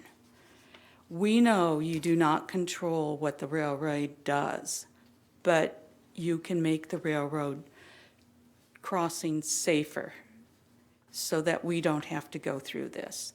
Thank you, Port Commissioners, for giving top priority to the safety of all citizens of Whatcom County that work, play, live, and travel near and around these railroad crossings. Thank you, Debbie, for your comments. We have one more speaker here, and I cannot read this. It looks like Cohen Lowen. It's Colin. Colin? He's gone. He's gone. Anyone else wishing to comment during the public hearing? Okay. Maybe speak to the fact that we got the railroad crossing. Do we? So let these folks. Well, we don't have the grant. No, but the cost where we were. So the cost of the Harris Avenue crossing went down considerably with working with BNSF, the Federal Railroad Safety folks, FRS, is that something like that? FRA, thank you. And the cost has decreased some couple $100,000. So we're pretty confident we're going to get the grant, and we're pretty confident we can get it done for these dollar figures. But I did understand the session where we moved the monies around in the budget to say we're moving monies from the crossing that wasn't in there by the boating center into 2018. I did not understand that to mean we were doing the Harris crossing, whether we got a grant or not. So I'll leave that to the commission. But in the budget currently, it's relying on a grant. And if we are going to change that, we're going to have to find some $300,000 someplace else. Thank you. I would like to have us leave that grant money in there, and if we don't get the grant, then we cross that bridge and see what we can change at the time. Because if we apply for a grant and they know full well that we are going to do it without the grant, why would they ever issue the grant? Thank you. That's the only reason I like to leave it in there. We can certainly make the changes down the road, would be my preference. The other thing important to recognize here, if I can, is that, all the quiet zones, all the crossings have to be quiet zone in order for them to quit blowing the horns. So I think we're well ahead of the city of Bellingham, and I think we'll continue to be well ahead of them. So as long as we get these done in the next couple of years, we should be good. But as it stands right now, all three are in next year's budget, and one is offset by a grant. I might add for the record, the statement was just made that we'll find the money. I want to make it very clear that the money's not there. We do need the grant. So I want to make that clear. Could I clarify with just one point about the quiet zones? The city actually has two quiet zones. One is in the central waterfront area, and the other one is in Fairhaven. And the city-owned crossings are the Boulevard Park crossings. One is the pedestrian crossing, which is done. The other one is the Bayview Road crossing, which is the entrance to the park on the road. That one is in their budget for 2018. So if those two are done and the port ones are done, then the Fairhaven would qualify as a quiet zone. Is the city's dependent on a grant? No, No. not to Thank my you. knowledge. Appreciate that. So do we continue to discuss this among ourselves in the hearing, or do we close that hearing? I think you can close the hearing as long as you're all satisfied. I'm fine. Any comment? There's some questions about real estate numbers, marine cargo. But Close the we public need to hearing. close the public hearing first. Reconvene as a commission. Okay, so we'll close the public hearing and reconvene the commission meeting. Now, Commissioner McCauley, you had a question. Line 160 in the capital projects was previously construct a building for Seaview North. That's not in there anymore. You asked that be moved out? Okay. So the intent of that request was to shift the funding from that building to 2019 and instead fully fund the crossings regardless of whether or not there was the railroad crossings that were just addressed during the public hearing. If we have the money in 2018 to build that building, we certainly have the money to do the crossings as well. And in addition to that, it's still my intention to push hard on this commission to look at job creation and helping the folks in the east end of the county with employment opportunities. So I still want to make sure that we are having a conversation about that. The fund that you wanted to establish, I believe, is funded in here at $1 million or $1.4 million. Yeah, we reserved $1 million. So Okay. in addition to the railroad crossing, we established the fund that you asked us to. Thank you. Where do I find that? It's on the cash flow, it's in. It's not a capital project because you're funding So I'm a, not seeing it in here then. We're just reserved. Okay, I appreciate that. And of course, I leave it to future commissions to do that. so I hope they do follow up. Question on marine cargo. Marine cargo, there are two expenses. One is longshore labor expense of $268,000 and equipment rental at $415,000, which puts us at a loss for next year. Those expenses are dependent on the business levels to justify them. So the revenues obviously will require that expense, but if the revenues aren't there, that expense won't be there. If you expect to spend that much money, those those are expenses that we're not paying for the longshoremen, the shippers pay for the longshoremen. So why aren't we recovering that 268 and the 415, which is related to tools or equipment rental? I believe we are recovering that in the budget and the revenue side. So you see the expense and the revenue in there. The revenue's up above, and then you've got the expense down below. Can we walk through that so I can? What page are we on? So the commission can see that, because I don't see that in the revenue side. I'm in marine cargo. It doesn't have page numbers, my apologies. Marine cargo? Hey, Dave, did you do the marine cargo budget? Thanks.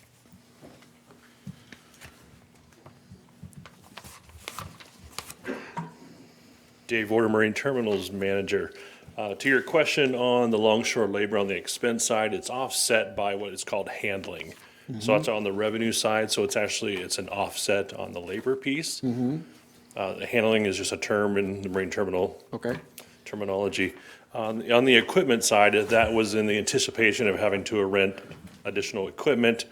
If we did not get additional equipment in our capital budget, it was just unknown at this point, but we did put money in there for rentals, because this year we also incurred additional operating expenses that we did not anticipate with the cargo, so we were trying to foresee that happening again. Okay, thank you, but don't we have to account for that in revenue? Because we can't rent a truck and then give it away. Correct, and I believe that is also made up under service and facilities charges on the revenue side. That's in the 449, 470. Okay. Correct. So what caught my eye here is that the operating revenue from 17 was 152,000. We go up to 1,000,001.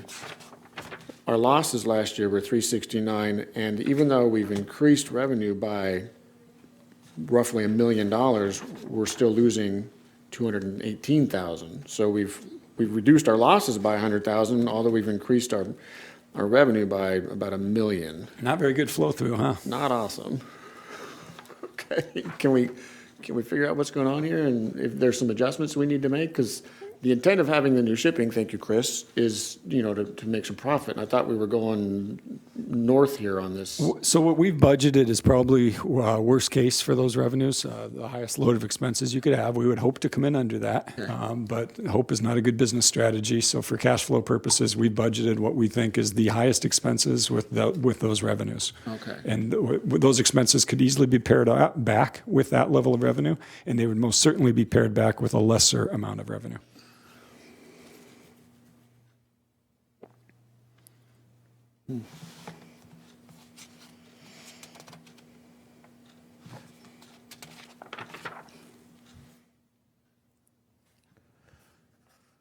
So while he's thinking, could I, Please. suggestion for this stuff for the future, we get a page number on?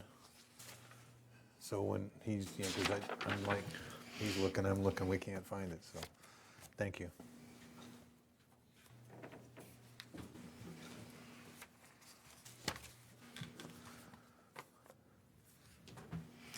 I just don't, other than the longshore labor and the equipment, I'm sure the Excel knows how to add. I just don't see that the expenses from 17 to 18 are changing that dramatically. So where are we losing so much money on this?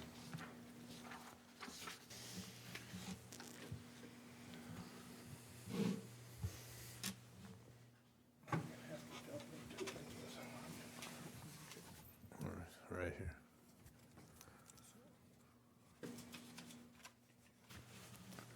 here. Is the question that the longshore labor and the rental is too high? Is that what we're? No, those, well, that accounts for a lot of the losses, but those are all recovered in revenue, so that should essentially be a wash, right? Okay.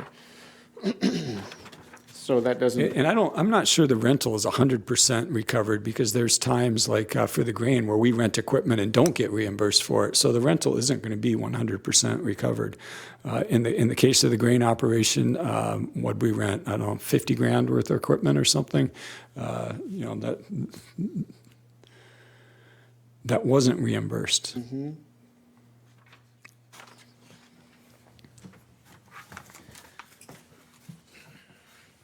And again, this is, we're in our, what I would call the first half year of operation on this shipping terminal. Next year. We're in kindergarten. Next year's first grade. All right. Hopefully by the time we get to fifth grade, we're making more money. It's bound to happen. Perseverance. Right, Chris? Well, I don't have anything more to add to that. I just would like to figure out how we're increasing revenue so much, recovering most of the loss and still losing money. I don't see how we're losing more money. I mean, we've gone from 152 to 1,000,001. Of that $1.3 million loss, which is an expense, you recover all of that, so that's zero. So where do you go from, in the expense category, 521 last year to 1,000,003 this year, with a $217,000 loss? What am I missing here? Take out 680. Well, there was definitely, between 2017, there was a decrease in, say, for instance, space and land rental. So that was some of our lease rent in the warehouses that went down. There's $110,000 right there in lost revenue. I'd have to go through with Excel All right. and start adding up the numbers, but. I mean, we're not going to subsidize shipping terminal, right? I mean, we've got more ships coming. Well, we've been subsidizing it for the past. We have been, but the intent of the investment is so we don't subsidize it and would we like to recover get the there, cost, yes. right? Yes. Yeah, okay. Yes. So, all right. We're all of that goal. Yes, okay. All right, I just That want. is the intent. That might jump out with some people, so if there was some clarification needed, that would be fantastic. It's the plan. All right. I have a question about the web locker. Mr. Kyle raised something about web lockers. This might be a different one. So there was a conversation we had earlier this year about lease priorities at the web lockers and setting rates based on the user of the web locker. Has that been rectified, and does it show up in this budget? Yeah, good evening, Commission. Alan Birdsall, Manager of Marinas. We're still actively working on that. It is not moving along as fast as we would like it. We kind of feel like Commissioner Briscoe would like to see things keep moving and keep popping. I can give you a ton of reasons why it didn't happen, but it is still on the active list, and we're still pushing forward to do that. Well, I How guess can we help push? We're kicking that down the road. It's coming up to full staff, and that's been a lot of the issues is short staff, vacation times, budget season. I can give you a long list, but we can keep it going. We're into that time of year where we can do that now. Get that whip cracking out. Thank you. Thanks, Alan, appreciate that.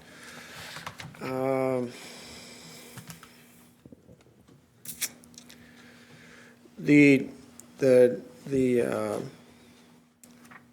tissue warehouse, the back of the tissue warehouse, I had hoped we could add some electric for boat storage and work back in there. Does that show up in this budget?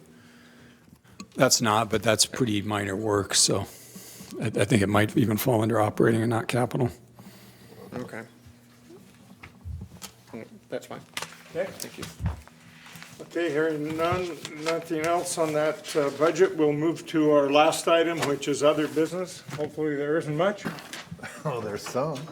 I have some. One thing, as far as under this, Jim brought up marketing in this, and I believe we're market rates. Market rates. We need to address that so that it clarifies what that means. I'll get with Jim and we'll talk about that language and what might be a little better. Okay, thank you. The other business I have, really the only thing I have this evening is our public meetings. we've got a meeting coming up in Blaine tomorrow afternoon, which is kind of important. And part of the transparency, since I've come to the commission, that I've been trying to work on with staff and with the public, and Commissioner McCauley brought our new meeting times, which is, some folks don't like, some folks do like. But our transparency is very important for the port and for the PR we have with the people that own the port of Whatcom County. Our meeting times, when the public is involved and asked to give input, needs to work around their schedule, not the port's schedule or my schedule. It needs to work around the public schedule. So I would ask that in the future, meetings that include the public are after start at 5:30, so that people have time to come home from their 8 to 5 job and get to the meeting, wherever it may be. Or we have a weekend meeting that those people can attend. Tomorrow we have a meeting at 2 o'clock, and it's a rather important meeting about the industrial area in Blaine. And then my problem is I think there's going to be a lot of people working that won't be able to attend the meeting that may like to come to that meeting and have some input on it. And I understand there'll be more meetings than tomorrow. But I'm just putting out there to my fellow commissioners that I think that we may need to give direction that our meetings, our public meetings, we're sure they're held at a time that the public can actually get to them. And if I can just make a quick comment, Shirley McFerrin, Real Estate Director. That was my complete miss, so my apologies for that. And there will be additional meetings, and I will make certain that they are in the evening. So you raise a very good point. Thank you. Thank you, Sharon. Thank you, Shirley. Anything else? No, I'll let you out. That's it. The only thing I had is I agreed with Paul Burrell's discussion on the totes on the dock. I went up there and looked, and I can see the damage that would be done by that. I would think we should set a policy where you can't have those totes with water flowing off them and all that weight on those docks, because it would take its toll in short order. So am I hearing a motion being made for making this policy? I could make that a motion, I guess. I might weigh in on that. There's several ways for that to be done that are not a great cost to the people that are using the docks. There's many ways to do it, but it is detrimental to our infrastructure. I've watched it go on for 40 plus years, and our peers at Blaine, you've got weather to deal with, but you don't need to add to the problem. And that's what letting water run all over that dock 24/7 for a month will do. So give us a chance to work with the tenant on this, and then we'll come back to you with the result. And if you want a policy, we can write a motion up to that extent. Sounds good. Commissioner McCauley, anything else? I do. It's a big one. 8 years ago, I campaigned on this topic right here, which is a clean tech campus in the waterfront, which is all jobs related. I came into a process that was well underway. I pushed forward some changes. Some of what I wanted I got. A lot of what I wanted I did not get. The document that we signed in 2012 with the City of Bellingham, this one, had a waterfront layout that looked like, Rob, I'm going to ask if we can have somebody put these up. On the screen. Just label them 1, 2, and 3. Thanks. So shortly on the screen, you'll see the agreed upon plan that we made with the City of Bellingham after many years of public conversation and input, lots of great ideas. So in 2015, we signed this agreement with Harcourt Developments based on what you're about to see on the screen.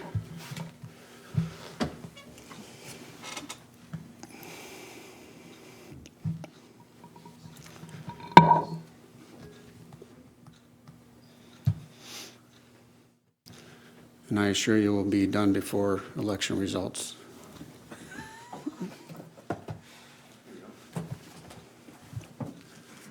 Thank you, Rob. So this plan was agreed between the City of Bellingham. This is just an image. It's not, don't pay too much attention to all the little details, but just look at the central part of the picture, and you see a street layout and some park space that was agreed upon in 2012 between the City of Bellingham and the Port of Bellingham. Now, in 2012, after we agreed to that with the city, I walked outside this building and I told Mr. Fix that if there was some adjustments that needed to be made to this plan, I would certainly entertain them because I did not like this layout. Can you show the second one, please? So this is a drawing that has been shared by Port and City staff for the last year. It's changed a little bit, but essentially what you see is a water's edge green space, and you see this, what I call the Serpentine Park, through the middle of it. And in the time that this first came out, and as of about 2 weeks ago, I was personally lobbying for this idea. It answers a question that the public had, which is, how do we have connectivity through this part of the downtown? Since we're going to reconstruct it and build it any way we want, what does that look like? There wasn't a lot of dissent about this idea, the park shifting left, shifting right, but essentially that shape of a park to create the connectivity that's been part of the downtown and the entire waterfront planning going back to the 1980s. So, can you go to the third one, please? 2 weeks ago, we were shown this. This isn't even close to what we've been showing the public, what I asked this commission to agree to, which is the previous image. And 2 months ago, I put this commission on the spot and said, do we agree on Laurel and Granary? Yes. Do we agree on the Water's Edge Park? Yes. Do we agree on the essential concept behind the Serpentine Park? The answer was yes. So on Sunday, 2 weeks ago, 15 days ago or so, I had a conversation with a senior staff person at the City of Bellingham, and I said that the Port Commission has publicly endorsed the previous slide. Can you show the other one, please? Sorry for flipping back and forth. I appreciate your help, Rob. That the Commission has endorsed this concept, knowing that there might be some small modifications, but essentially this is what we're supporting. That was on Sunday. Can you show the next one, please? And I won't flip back again. No, the third one, please.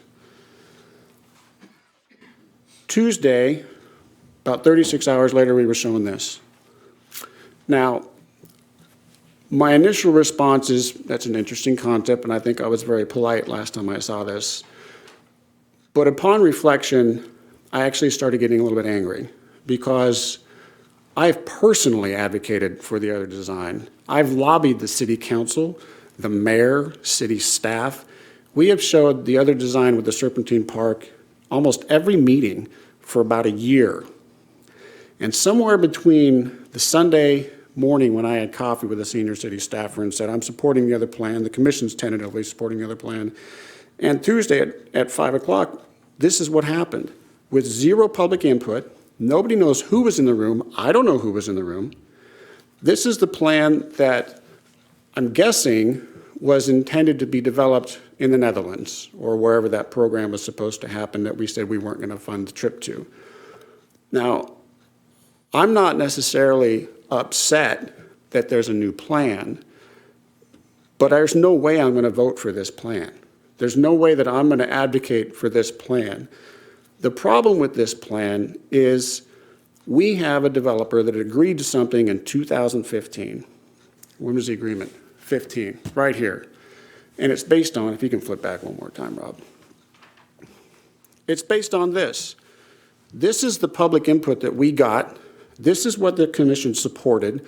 This is what the staff at the Port and City have been working toward.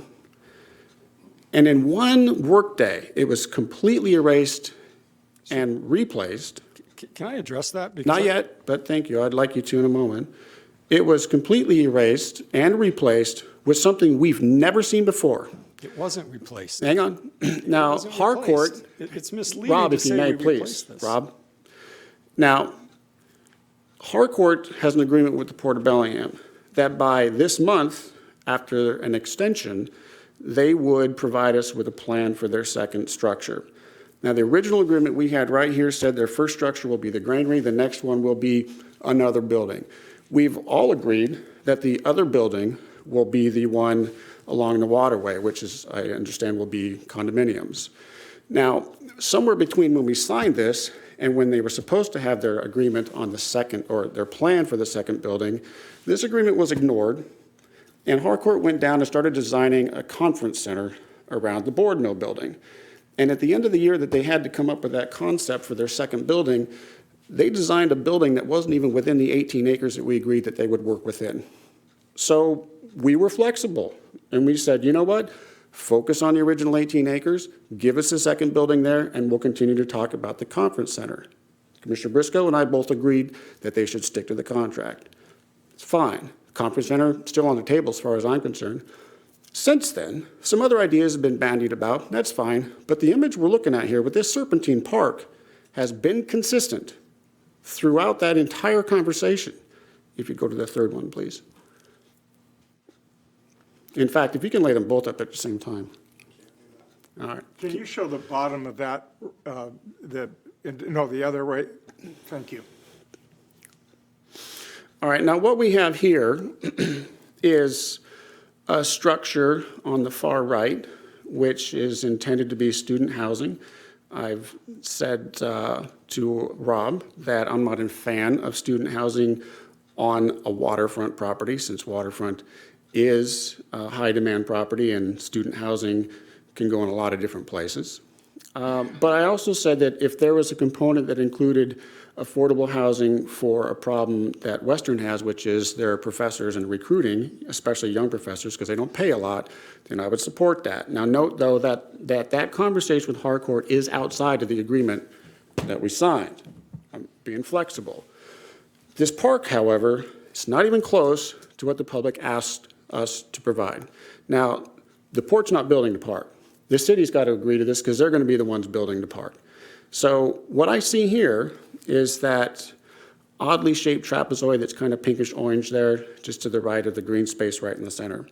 That's a 6-story assisted living complex, okay?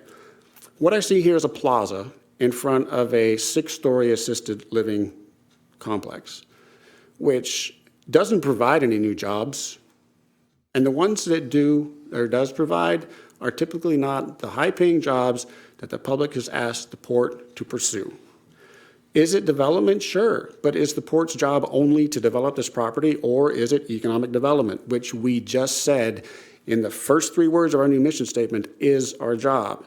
Student housing, assisted living facilities, and a giant plaza are not the best use of this site. I will not support it, I cannot support it, and I'm never going to vote in favor of this plan. So I appreciate the work that went into it over that 8-hour period, but this is not what I advocated for, this is not what I heard the public ask for, and I will not support it. So this was a draft. It was presented as a draft, and one of the dangers we always have, and we can't win here because if we don't show the work we did, we get accused of doing it behind closed doors. So we meet with Harcourt, we come out that day and show a draft of work that was supposed to solve a problem. The problem is with this plan. And the person who drew up this plan was very uncooperative in modifying this plan so that it would work. A couple things that don't work on this plan. 1, the tile tanks are in the wrong place. They're where the road is. 2, the alcohol building is gone. The commission has said they want to keep the alcohol building, so we had to move the park so that we could keep the alcohol building. Hard to see on here because it's not on here because the park goes right through it. The third problem is there's no third connection. There's a connection at Cornwall and Laurel, and there's one at Granary and Chestnut, but it needs a third connection to get the density that everyone has said that we want to get on this site. So the architects set to work on fixing this plan, and they came up with, in an afternoon, this very unprofessional sketch that, if taken on just the cartoonish nature of it, is hard to take seriously. That's why it needs to be refined, and it needs to work to get between the Serpentine Park that you referred to and this plan. This was not presented as a definitive end result. This was a plan of, this is how we solve those 3 issues I just referred to. 1, the tile tanks were where he has a road. You can't move the tile tanks, so you either have to move the road or you have to design around it. 2, the alcohol plan is saved in the new plan. It's this dark blue sketch. And 3, there's the third access point. You can see the red, the access point up there that comes into our parking garage, and that gets you the traffic counts that allow you to develop to the full density. I can assure you, no one's going to ask you to adopt this plan. This was a sketch that was done to solve some problems and show people the problems could be solved. They're working on a more professional presentation. They're working on some more connectivity. And I forgot one more thing with this plan, is that it has a crosswalk going across the street where the city refuses to build a crosswalk because it's too close to the light at Chestnut.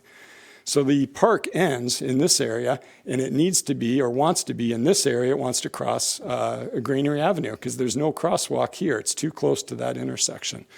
So the architects were trying to solve all those problems, and they came up with a sketch, and it's a little cartoonish, and I apologize for that, but I'll say it again, that if we don't present it to the public, we get accused of us hiding it in a back room. That's why it came out in that 5 o'clock meeting. It was by no means saying, Commission, please approve this plan. It was, here's what we're doing, here's the direction we're going. Appreciate your input on this, Rob. We have a responsibility to the citizens of this county, not to Harcourt. What we've been showing them is what you're looking at. And yes, it's got some issues. I'm not going to debate you on those issues because they're not as important as the process we went through to get to what we're looking at on the screen right now. That does not satisfy me, and it does not satisfy nor respect the people of this county who expected something very similar to what you're showing on the screen right now. I want it to be known, I'm gone in 6 weeks. If you can work around me, that's fine, but I will not support that other plan that we saw earlier.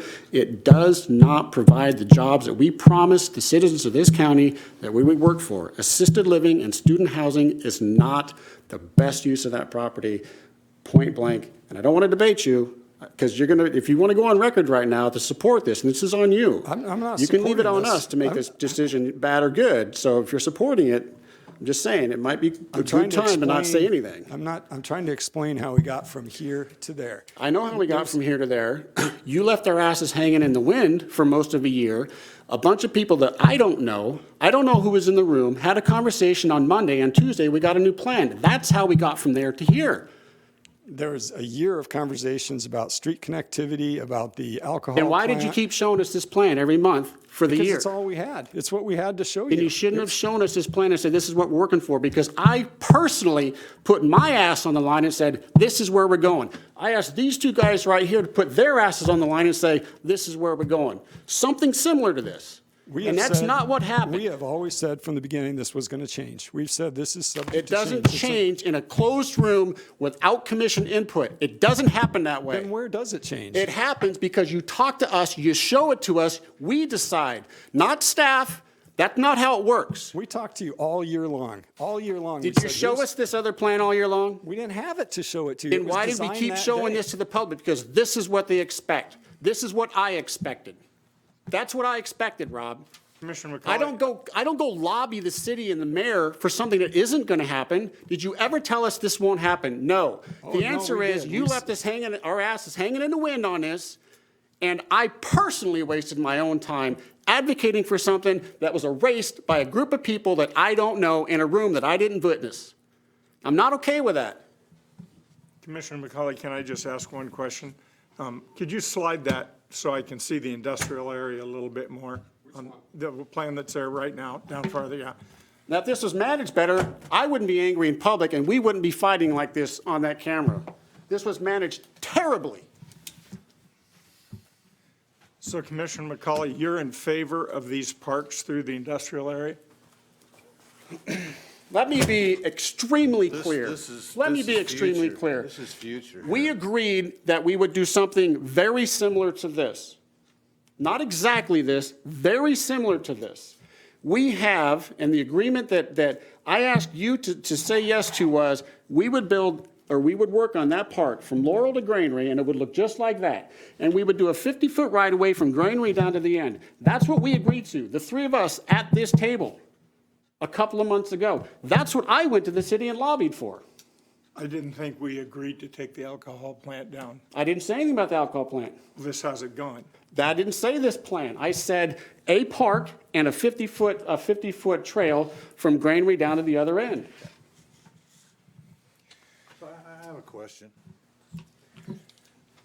These architects that came to town and worked on this, are they actually hired by Harcourt and work for Harcourt? They're actually employed by Harcourt as their architects and work for them? They're not employed by us. No, but I mean, they're employed by Harcourt. They're their architects. I don't know their business relationship with Harcourt, but they came out here and Harcourt's request. Well, I would like to know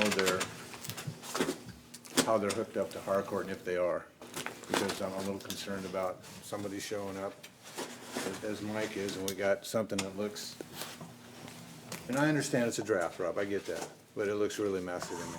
Well, it was done, From where we were. it was done in a day, whereas the plan you're looking at now was done in several months. I know.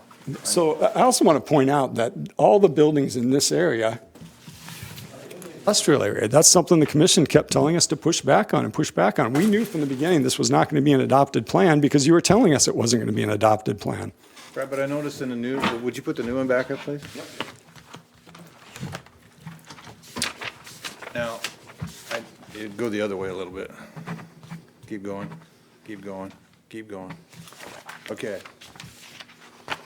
Even in the plan you just had up, we don't go clear down to the shipping terminal with the park. So now we're encroaching even more. I mean, it stopped, there is one. Went right the same spot. Oh, I guess it did. I'm sorry, my mistake. In between the two I thought it stopped further, but